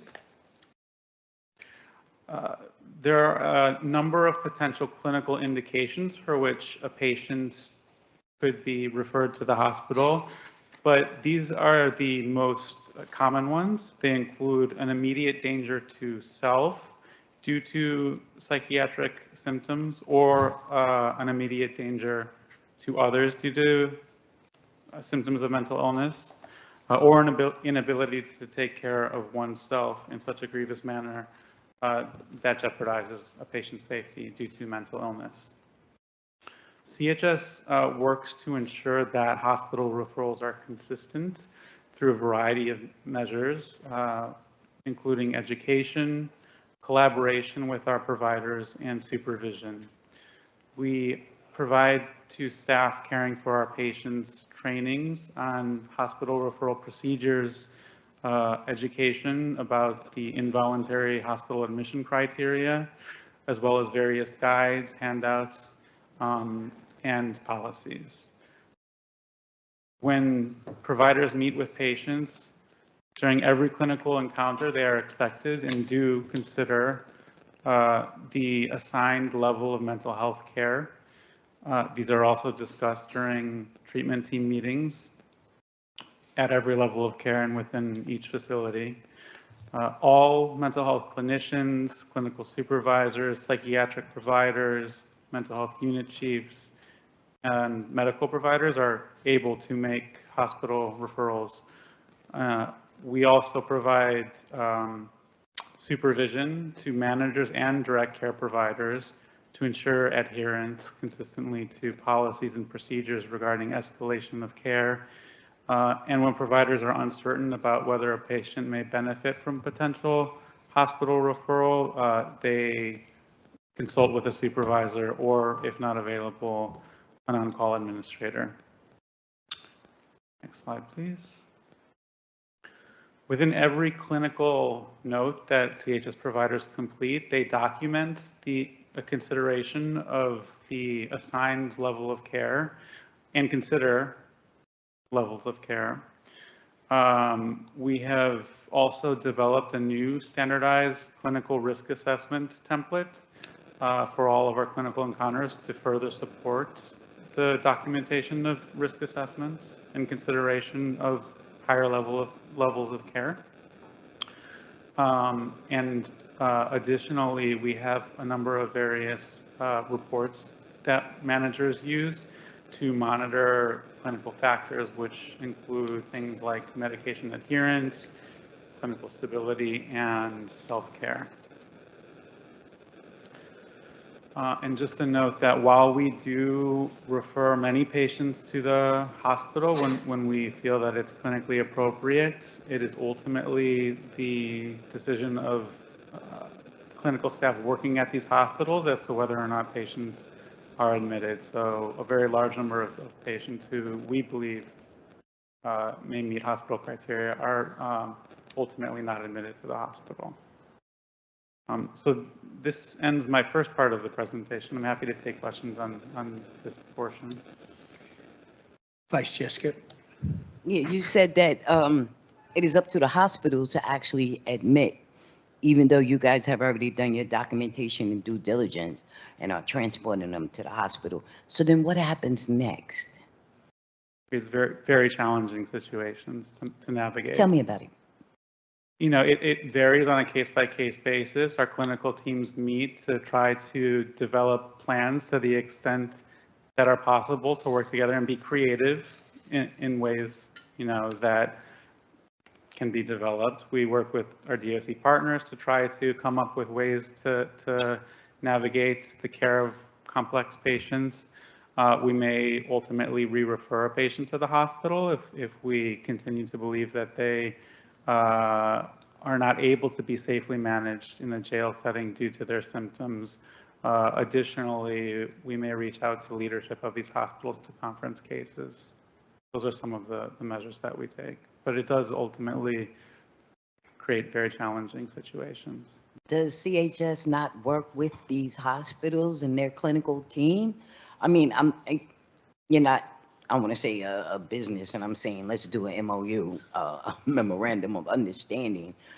But do you guys not talk about how you refer patients back and forth, the criteria, and come to some type of happy medium? Whereas if you deem it that someone should be transferred to the hospital, then the hospital is going to accept them instead of, I mean, I don't understand. You guys are clinicians, and if you say, you know, what, how does the hospital like deny? Thank you for the question, and it's a very good question, very complicated question. You know, I wish I had a simple answer to give, but I will say that we do work very closely with our hospital partners, leadership over there, to try to work collaboratively, particularly for cases that are challenging and we're concerned about. Building on her Hold on question. 1 second, please. Thank you. Do the hospitals that you refer to fall under BOC jurisdiction, our charter in CHS? No? Okay. Hi, Patsy Yang, Senior Vice President, Health and Hospitals. One of the reasons that we made the recommendation for correctional health services to become part of Health and Hospitals was to work as part of an integrated system that brings, Deputy Chair, it's not an MOU. We are part of the same system in the family. Our ability to work with clinicians at the hospital and us to have the interests of the patient first and foremost as a system.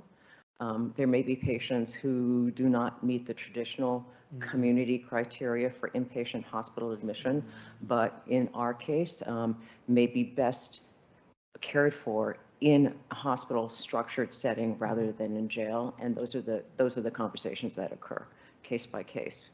And I think the partnership since we've come over, which is over 10 years from now, with Bellevue and Elmhurst has been much more productive in that sense. Yeah, Patsy, do you have a review of that 10-year period of your relationships with the hospitals and your recommendations and what has been successful placements and not? Is there any report or reporting Yeah. of that? Sorry. Yes, very much so. At all levels of leadership, whether at the system, and many people are familiar with, both the frontline providers at both facilities. We've had a lot of partnerships and cooperative things, including for patients who, in planning ahead for patients who are going to be released from custody and continuity of care in the community. So the answer is yes. Okay, if we can see that report by the next meeting, that would be very helpful. Sorry, there isn't a report per se. This is on an ongoing basis, case by case. I misunderstood your question, Chair. Sorry. Yeah, the question is, are you tracking, those admissions or non-admissions? That's very complicated, as just testified to. He said it was very complicated. So usually when I hear something's very complicated, we try to track to make the process better or seamless. So is there any tracking or reporting that's being done to ensure that process goes forward? So on the medical side and the mental health side, there isn't tracking per se on a systemic basis. What there is case conferencing. We do know who we refer. We do know what the outcome of that referral is, whether the patient is admitted at that time or not, and for what those reasons. We do discuss with the hospital why our recommendation or referral may not have met their criteria. We work together to provide information that may be missing, but we don't have a report per se. It is case by case. Okay, well, if you can summarize the cases, maybe for 2 months down the road, and provide a report to this board so that we have a better understanding of your hospitalizations and some of the issues that are going on with it, that would be very helpful for us, I believe. Thank you. See what we can do. I think you kind of answered. I think you answered my question, but just in case, whenever there's no ability to get someone to Bellevue or one of the other forensic units, it's not an issue. It's not an issue of space. It seems to be an issue of fit of criteria for treatment. Okay. Correct. Thank It's not an issue of bed availability. Okay. Thank you. Yeah, the reality is that patients can present differently in the jail setting than when they do at the hospital. And so the hospital providers are bound by what they're seeing in many ways. And so we really try to work together to bring our concerns to them. Well, I'll refer to our expert, Dr. Stossel. Well, very familiar with this process, and I know that CHS does a really incredible job of working with the community hospitals and talking through the clinical criteria and being persistent when there are patients who CHS believes require hospitalization and are not getting admitted. So I commend you guys for that ongoing work. And my sense is that there's been actually enormous progress in terms of reducing those conflicts in recent years for various reasons. I'm curious, Dr. Otanakar, about the new standardized risk assessment. I'm wondering if you'd be open to sharing that with us.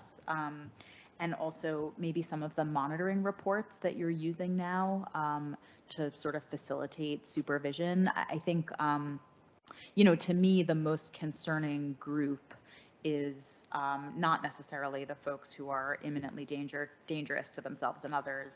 Those are a little bit more of a slam dunk, but the folks who are really struggling to care for themselves in the jail setting, which, I think many people who spend years working in the jails can become sort of inured, to those observations, and that's a real challenge. So, I think it's great that you guys are committed to sort of an ongoing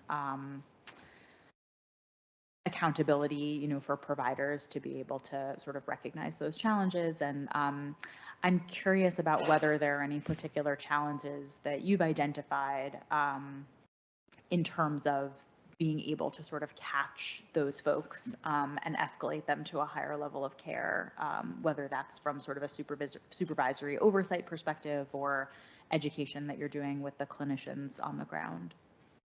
Yeah, thank you for the comments and questions. And we can definitely work to get you those materials that we're working on to review. I think it's challenging. We have, a lot of providers and a lot of very sick patients. And so one of the areas that we have been focusing on has been exactly this inability to care for herself. I think it is the most vulnerable group of patients. And so when we share with you these changes that we've made, we can show you some of the specific tweaks that we've made to really focus on that specific cohort of patients. Franco? Yes, yes. This cohort, is it more cognitive issues or is more mental health? I mean, you said that you're looking at patients who cannot take care of themselves. But are these, I mean, is this a convolution? I mean, is there more mental health? Besides mental health issues, are we doing cognitive assessments? Yeah, I think we're focusing on any kind of mental health condition leading to an inability of No, just somebody worry to care about for people themselves. getting too cold out. Yeah, I think often what we see is this relates to people who are psychotic, is a very large portion. Okay, if there's no other questions from the board, we'll go to constant supervision.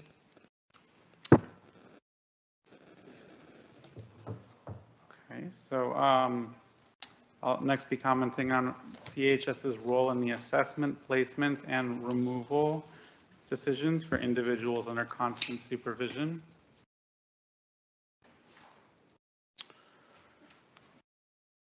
For patients who endorse thoughts of suicide or have caused physical self-injury and do not require hospitalization, CHS immediately initiates suicide watch by policy and practice.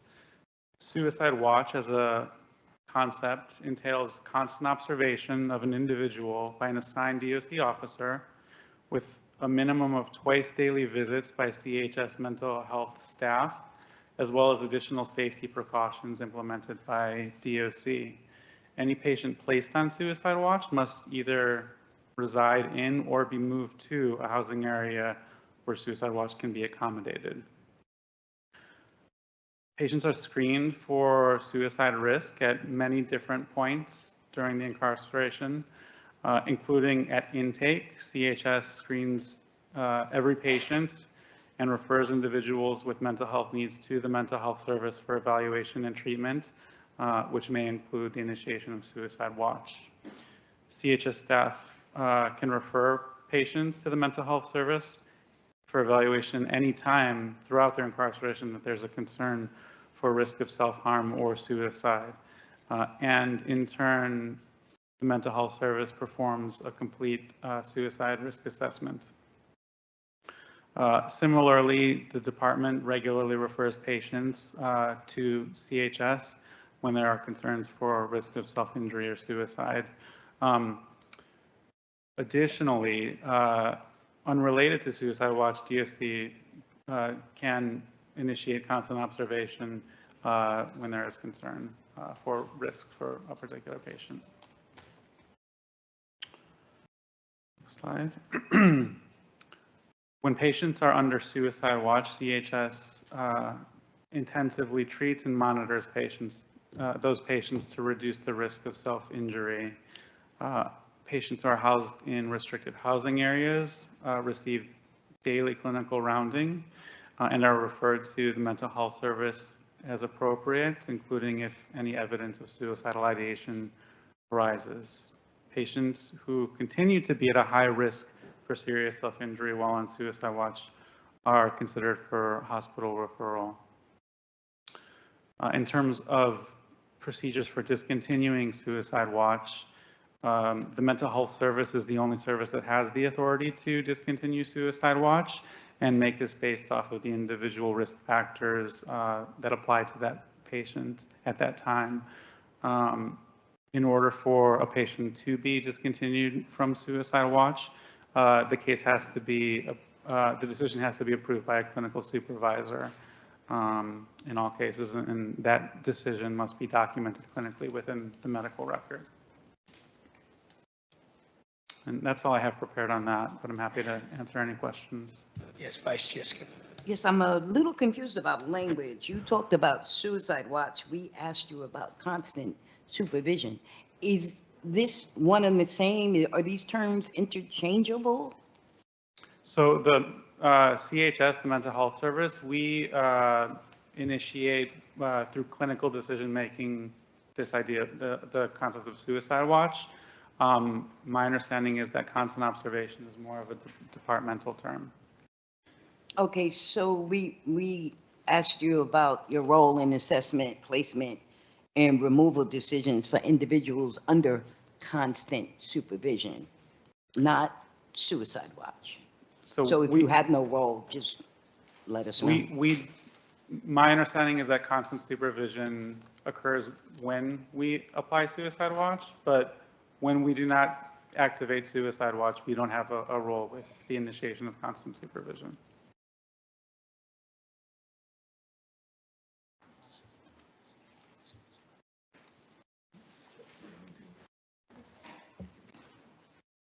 Okay. Go ahead.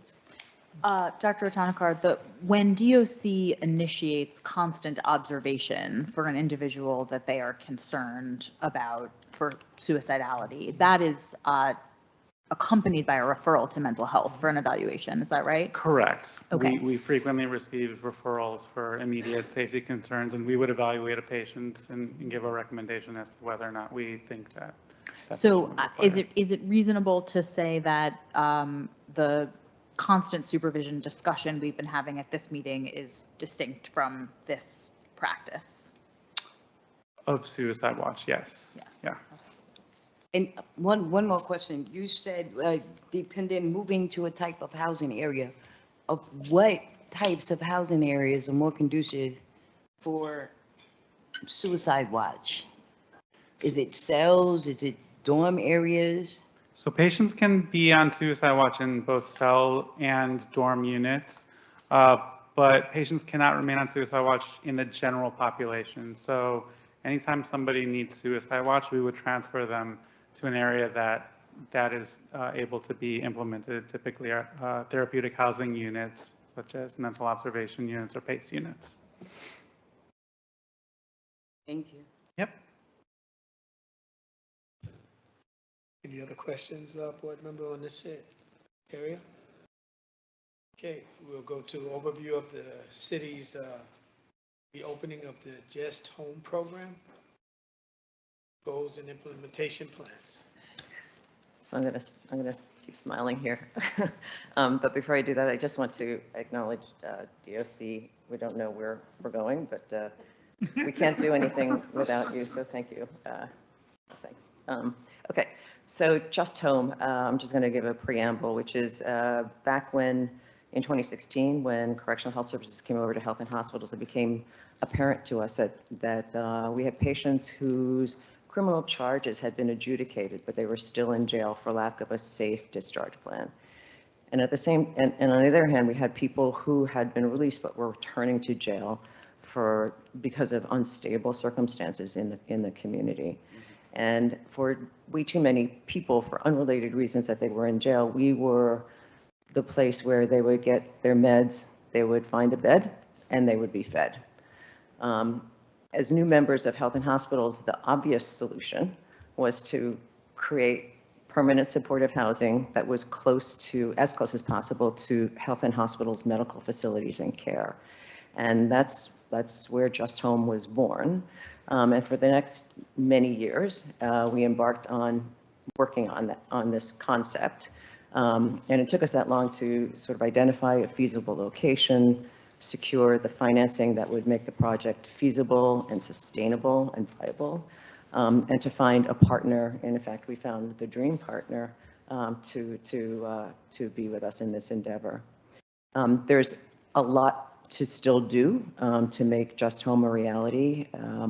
It is groundbreaking in that it will be New York City's first permanent supportive housing for people with a range of medical issues, much less for people specifically who are released from Rikers.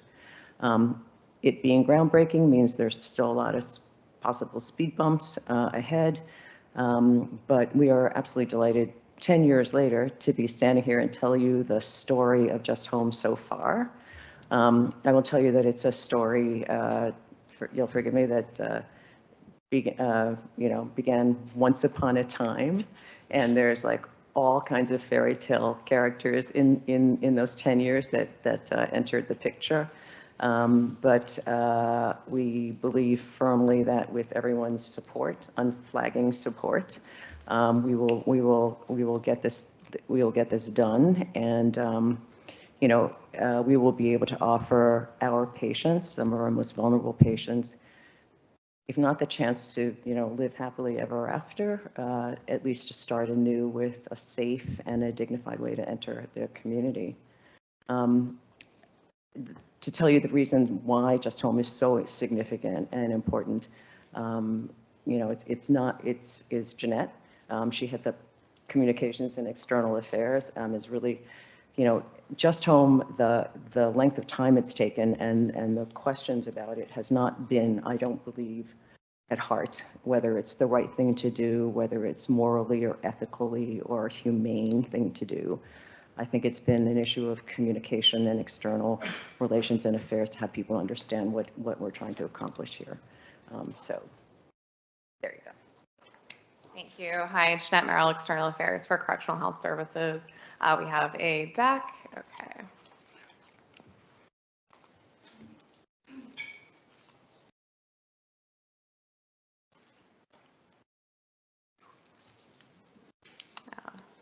Next deck. Okay, so Just Home. So we can go to the next slide. So as Patsy mentioned, Just Home fills a gap in New York City's housing continuum. There are New Yorkers who are experiencing homelessness whose medical conditions are so complex that they're unable to reside in shelter. Shelters aren't designed to support people who are managing late-stage cancer or who need help dressing or showering. And shelter placements are more challenging for people who use wheelchairs, oxygen tanks, other assistive devices. And as a result, many of these New Yorkers end up living on the street. They end up cycling in and out of emergency departments, jails, shelters, hospitals. So next slide, thank you. So this becomes particularly apparent when these individuals end up on Rikers. So if an incarcerated New Yorker is too medically complex for shelter, they may spend more time on Rikers solely because they don't have stable housing in the community, as Patsy mentioned earlier. This is particularly acute because nearly 30% of CHS patients report being unhoused prior to entering custody or likely to be unhoused on release. And to give you a bit of a picture of our medically complex patients, many of these individuals are housed in the Rikers infirmaries, and they have conditions that include cancer, congestive heart failure, COPD, cirrhosis, end-stage renal disease, and the majority of our medically complex patients are older, so 55 plus. Next slide, please. So this is the problem that Just Home is seeking to resolve in part. So Just Home is an innovative housing initiative that will provide permanent housing and supportive wraparound services for medically complex New Yorkers who would otherwise experience homelessness after they leave jail. And Just Home is part of New York City Health and Hospitals Housing for Health initiative. Through this initiative, H&H and its development partners have created more than 1,600 units of affordable and supportive housing throughout Brooklyn, Manhattan, Queens, and Staten Island, but not yet the Bronx. Next slide, please. So Just Home will turn an underutilized building on the Health and Hospitals Jacoby campus in the Bronx into 83 studio apartments financed under the New York City Department of Housing Preservation and Development, HPD's supportive housing loan program. And you can see the renderings here of the building and then one of the apartment units. So Just Home will include 58 supportive units for former CHS patients, 24 affordable units accessible through New York City Housing Connect for New Yorkers who qualify by income, and then one larger unit for a live-in superintendent. Next slide, please. So Just Home is a 100% affordable housing development. All tenants will have a rent stabilized lease, and supportive housing tenants will be eligible for a rental subsidy. And Just Home will be financed with $1 million in Justice Involved Supportive Housing, JISH funding, for the operating costs. Many of you may be familiar with JISH, but it is an evidence-driven model of permanent supportive housing that has been shown to lead to fewer returns to jail, less shelter use, and improved health outcomes. And here you see a rendering of the Just Home lobby. So now I will talk briefly about the Fortune Society. Again, many people here are likely familiar. In July of 2022, HPD designated the Fortune Society to serve as the nonprofit developer for Just Homes. This is the dream partner that Patsy referenced. Fortune supports successful reentry from incarceration, and they have operated transitional shelter for 23 years, permanent housing for 10 years, and have provided high-quality social services for 55 years. Next slide, please. So Just Home tenants will have access to Fortune's licensed clinical social workers, dedicated peer workers, and specialists to provide intensive social services and other programming. And Just Home tenants will have close access to healthcare at Jacoby. That's either through the hospital or in their homes. And Fortune's on-site case managers will work with the Jacoby medical providers to help coordinate the care, which is why the location on the hospital campus is so essential. Next slide, please. So I have a couple slides talking about the selection process. So first, CHS will identify current patients with medical needs who would otherwise have nowhere to live after leaving jail and may be good candidates for Just Home. And CHS clinicians will consider the patient's entire health profile, including the severity of their illness and their level of functional need. Next slide, please. So then they will refer these patients to Fortune, who will conduct their own tenant screening process. Fortune will draw upon its decades of experience providing high-quality social services and housing and making these determinations and screen out individuals who pose an unacceptable risk for violence or may otherwise be deemed inappropriate for this kind of housing. And then finally, the courts will need to release the person back to the community with their case adjudicated in order for the person to move into Just Home. So that, of course, while potential Just Home residents will complete the initial screening and application process while detained, they can't be in custody at the time of move-in. And last slide, please. So this shows some of the Just Home milestones. I won't go through all of them, but as Patsy mentioned, this process began in part in June of 2021 when we secured the Justice-Involved Supportive Housing funding. We've worked on this project for many years, a lot of public engagement. And then I will just call out that last month, Mayor Mandami announced that his administration is committed to advancing Just Home. So in terms of next steps, we hope to finalize the lease, secure financing, and start construction by the end of the year, which would allow for tenant occupancy late 2027 or early 2028. Happy to answer any questions. I just have a brief question. Is this only reflective of the building in the Bronx? It is just the one building and 83 units. It's just taken us about 5 years to get to Okay, thank you. Any other questions, board members? Yes. It's not a question, but I just want to congratulate you guys on this. It's so exciting. I think it's going to be so good for the city, and I feel really excited about it. Appreciate it. Thank you. Well, congratulations and thank you.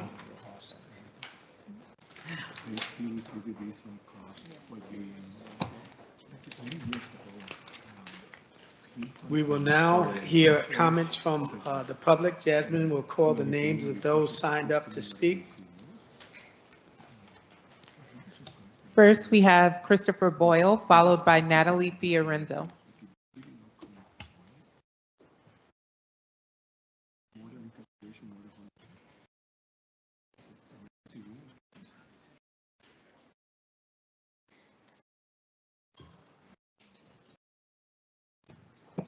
Good afternoon, all. My name is Christopher Boyle. I'm Director of Data Research and Policy at New York County Defender Services. I'm sure that you remember me on other occasions. I'm a little disappointed not to see the commissioner here, as well as the receiver. I wanted to wish them well as to what's going to happen at this point. But I do want to take this few minutes that I have to talk about something that's happening on Rikers Island that you may not be aware of. We currently have litigation that's going on with the Department of Office of Mental Health. There are as many, I've heard different terms, and this is one of the asks I'm asking of the board, somewhere between 200 and 400 people that are on Rikers Island right now that have been found unfit, which means that they have to be moved to a state mental hospital. What has happened is that there's not enough beds in the state mental hospitals right now, and so there's a huge backlog that's happening on Rikers Island right now. The concern I have is that I don't know any numbers. So we've been trying to look at data portals to find out how many of these particular clients are on Rikers Island. Is it 200? Is it 300? Is it less than 200? We can't seem to find that anywhere in any data portals for the city or any dashboards for the Department of Corrections. The other concern that we have is that I can't also find any data on how many beds are in the PACE units and how many beds are in the MO units, because the concern I have is that these particular clients who are especially vulnerable could end up in general population at some point once the buildup becomes so massive and the beds, unavailable beds at these other locations become a huge problem. So we are in the middle of litigation with the Office of Mental Health and the State Supreme Court, and the Department of Corrections showed up on one of the dates we were having these arguments. We didn't have a chance to have a discussion about the Department of Corrections providing data for the litigation. And I think that it would be important for you to have conversations with the Department of Corrections about providing data for how full are the PACE units and the MO units. Are they full with unfit clients? And how many unfit clients are currently waiting on Rikers Island to be moved to the Office of Mental Health? But it's a problem that could soon balloon, and it's obviously causing the population on Rikers Island to increase. The understanding that I have from the Office of Mental Health is that their position is that they asked for a build out for more money in the fiscal year 2026, but that the build out isn't expected to happen until sometime in 2028, which obviously is not going to solve the problem now. Thank you. Natalie Fiorenzo, followed by Michael Klinger.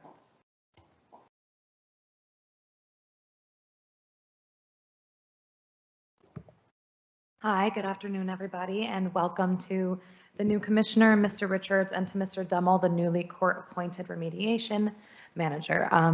We thought you would be here today, but hopefully you are watching at home online.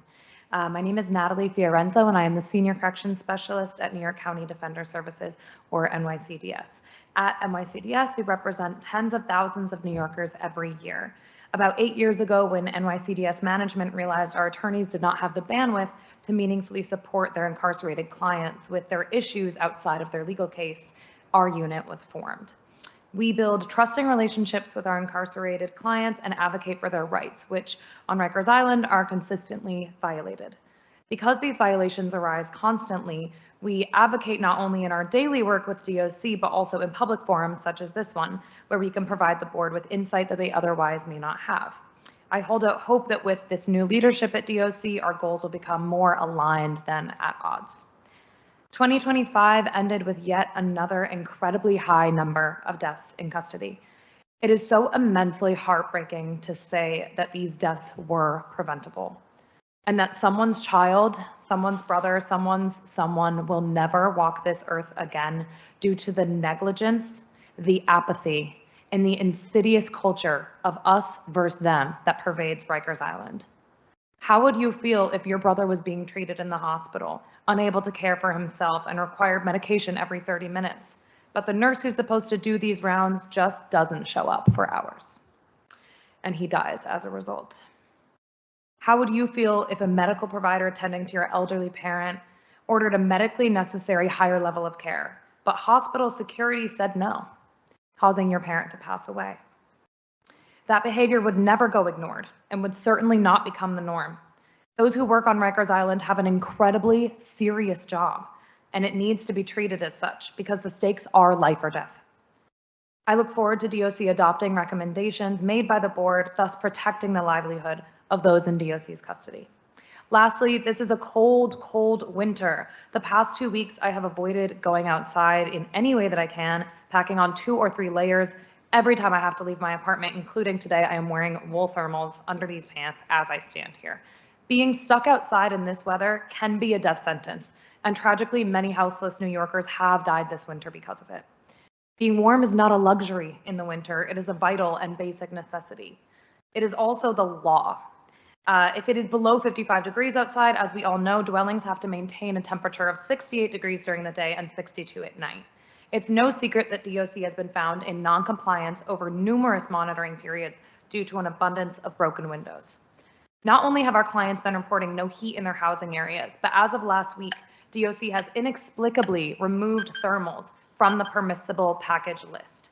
Our office sends clothes, books, art supplies to our clients regularly, and thermals is one of the most requested items that we get due to DOC's inability to regulate temperatures in their facilities. Putting aside that this should not be an issue at all in the first place, removing this item from the list in the coldest month of the year is indefensible. We have been told not to worry because officers are distributing thermals left and right, but many of our clients who have requested them do not have them still. Torres says that all you have to do is ask. Who are they going to ask? The officer who skipped out on their tour? The officer who didn't bring it when they asked last week? This is an urgent matter, and it needs to be top priority for the new administration. Please do not let this lead to another preventable death in custody, and never forget that that is exactly what's at stake here. Thank you. Thank you. Michael Klinger, followed by Chaplain Dr. Victoria A. Phillips.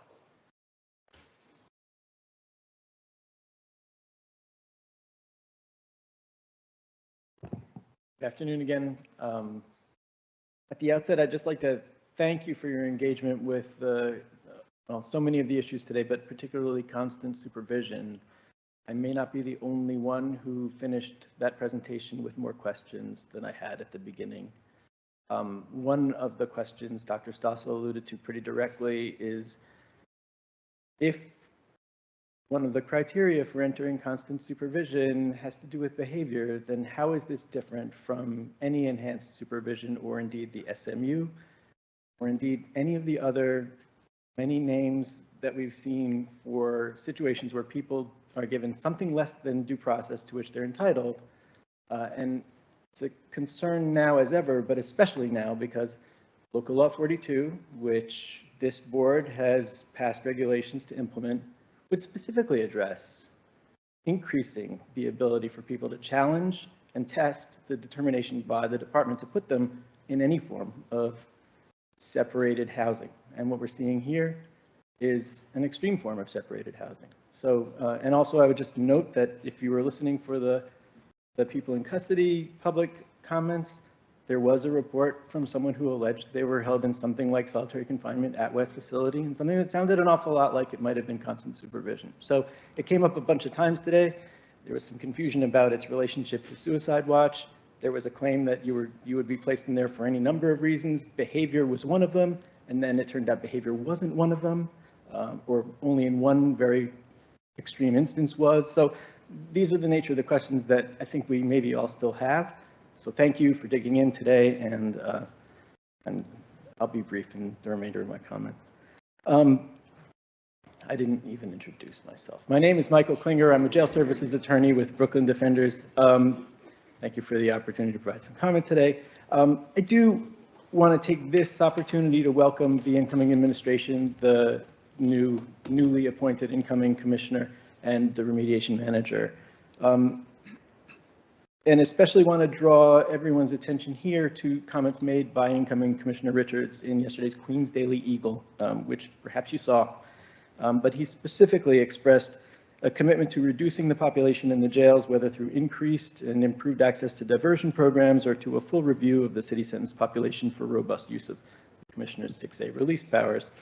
These are priorities that Brooklyn Defenders wholeheartedly shares with him, indeed that we shared with the new administration, and they also reflect a commitment very much in line with the recommendations made by this board. More generally, though, the incoming commissioner expressed the desire to foreground the humanity of everybody whose lives intersect with the city jails, and I think he was very careful to make sure that it was clear he meant people who work there and people who live there and people who visit there. So I would just say a group of advocates, including Brooklyn Defenders, recently asked the department to recommit to a collaborative working group to examine the process of visiting loved ones in city jails, and incoming Commissioner Richards sent a statement in support of this effort. And we remain so encouraged and so grateful for that support. We're eager to collaborate with the new commissioner, with the new administration, with the Nunez remediation manager, and of course with this board to reduce the population in the jails, increase the health and wellness of the people who live and work there, and by doing so, to obtain more just, more humane outcomes for the people we represent, their families, and their communities. Thank you.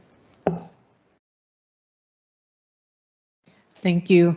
Chaplain Dr. Victoria A. Phillips.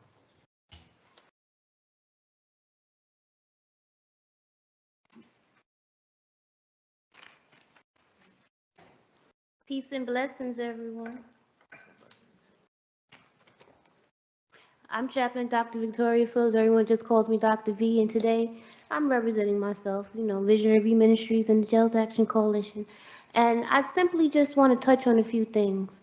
First, I would like to highlight, this meeting had two parts, I believe. First, it was the public hearing part around mental health and minimum standards, and then it was the official hearing. And I just wanted to say that DOC is still on city payroll, and they did not come up in here until 1:36 p.m. CHS was here at the beginning of the meeting. And I want to point that out because we were here to talk about mental health that occurs on Rikers Island with detainees in the department's custody. And once again, they were not around for public comment, just like they are not now. So they came late and they left early. I want that on the record for New York City to know. And I say that because how do the department always come with excuses to your questions with no real concrete answers in real time and still think it's okay to not hear from the voices of the people directly impacted and their loved ones? How can we truly make change even in this day and age with this administration if this department is allowed to continue to be disrespectful to the people of New York and their very lives that they are responsible for? So when we talk about mental health impacts all aspects of one's life, and especially someone who's being detained. And the officers have a union, so I'm not going to talk about the mental health aspects of workers on Rikers Island. I'm going to speak for the people who do not have a union, do not have anyone but us advocates out here in the streets to talk for them. And so I want to quickly address you women on the board. So when we talk about mental health, I want you to think, when you think about these minimum standards, what that means for someone who has a reproductive system. We've heard today people having no access to showers for 8 days. That also occurs with females. I want you to think what that's like when you have your period. I want you to think what that's like when you are full of tumors or fibroids and have excessive bleeding and don't have access to a shower or pads or anything connected to a medical staff in a timely manner. I want you to think about what that means when we talk about those symptoms, and it leads to someone having low doses of iron and other things that might require medical care that we know people are not having access to in jail. And I just also want to highlight that it was this very board that I talked to last year and spoke about an officer being attacked by another officer. And I want to ask you, when you think of mental health, what does that look like for a detainee that's attacked on the island by an officer who is afraid to put in a grievance? What does that look like when we tell CHS it's okay for you to wait 14 days to come around and reassess somebody when we know the environment in jails is forever changing and someone's life can go just like that? Just like that, in less than the 3 minutes that I was allowed to speak. So I just want you to truly think, when you think about mental health and minimum standards, think from a humanity perspective and then think about safety. Think from accountability perspective and think about implementation and true solutions. This is how we will protect the lives, and we will not lose any more under our watch. And I say our watch because whether or not I'm working in DOC or not, I'm still part of the community that we are a part of. And if we don't fight for us, ain't nobody else gonna fight for us. Please do your jobs, and we are here to support you.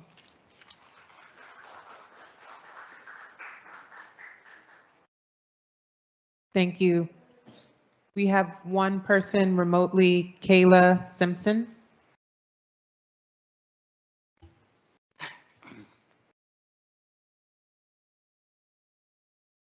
Hi, I'm here, just waiting for the video. Hey, Kayla. I'm allowing the video. I don't know. Can you not turn yours on? It says I can't. We can hear you. Okay. Turn your camera on one more time. Try. I'm allowing you. You're good to go. Hmm. It won't, it won't let me.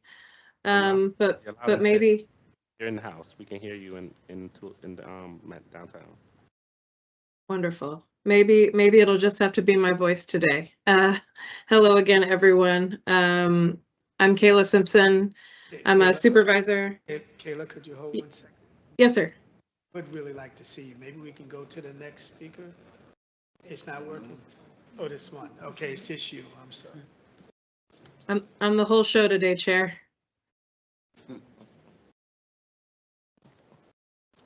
Yeah, we'll try for a few more seconds and then we'll just continue because you are the last speaker. Yes, sir.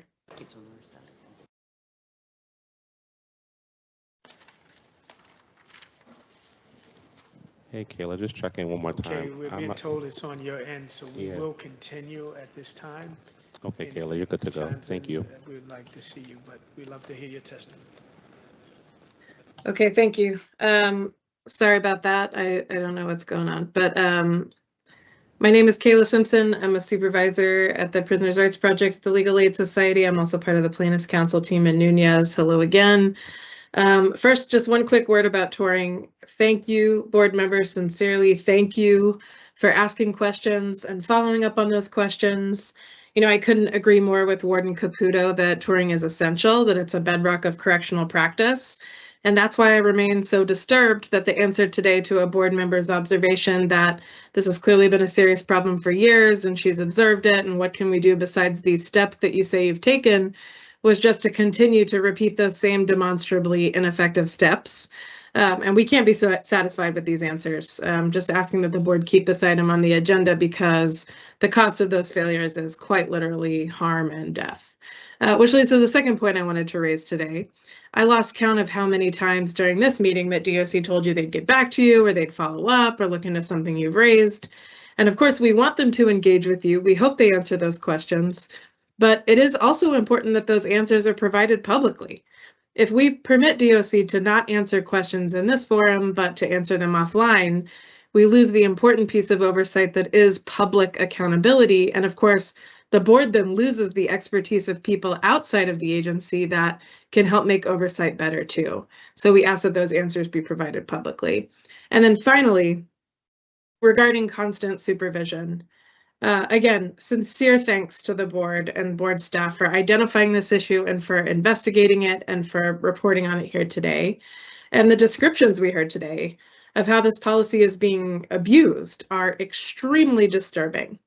But I'm also compelled to say that this isn't new. It sounds like another name for the black holes that have existed time and again in DOC. MDC 9 South, NIC second and third floors, those are just two. Time and again, DOC finds corners of the jails to warehouse people that they deem problems. And of course, these are complex and difficult issues. Of course, we must find safe ways to deal with them. But we have to demand more of ourselves than just separating these people and isolating them. When there are severe safety concerns, when there are ongoing safety issues, when there are ongoing mental health crises, we need different interventions that work. And this has been a problem for years. BOC rulemaking tried to answer this with RMAS. Local Law 42 tries to answer this too. But whatever the name of the solution, it isn't this carousel of dark corners for people deemed difficult and dangerous. Again, I just want to thank you so much for your thoughtful questions today. We look forward to next month's agenda and for the potential for progress with a new administration. Welcome, Commissioner Richards, and the entrance of the remediation manager. Appreciate it. Thank you. Thank you, Kayla. Thank you, everyone who attended and participated in today's meeting. The board's next meeting is scheduled to take place on Tuesday, March 10th, 2026 at 1 p.m. This time I'll take a motion to adjourn. Motion to adjourn? Is there a second? Second. All in favor? Aye. Opposed? Without any objection, the meeting is now adjourned.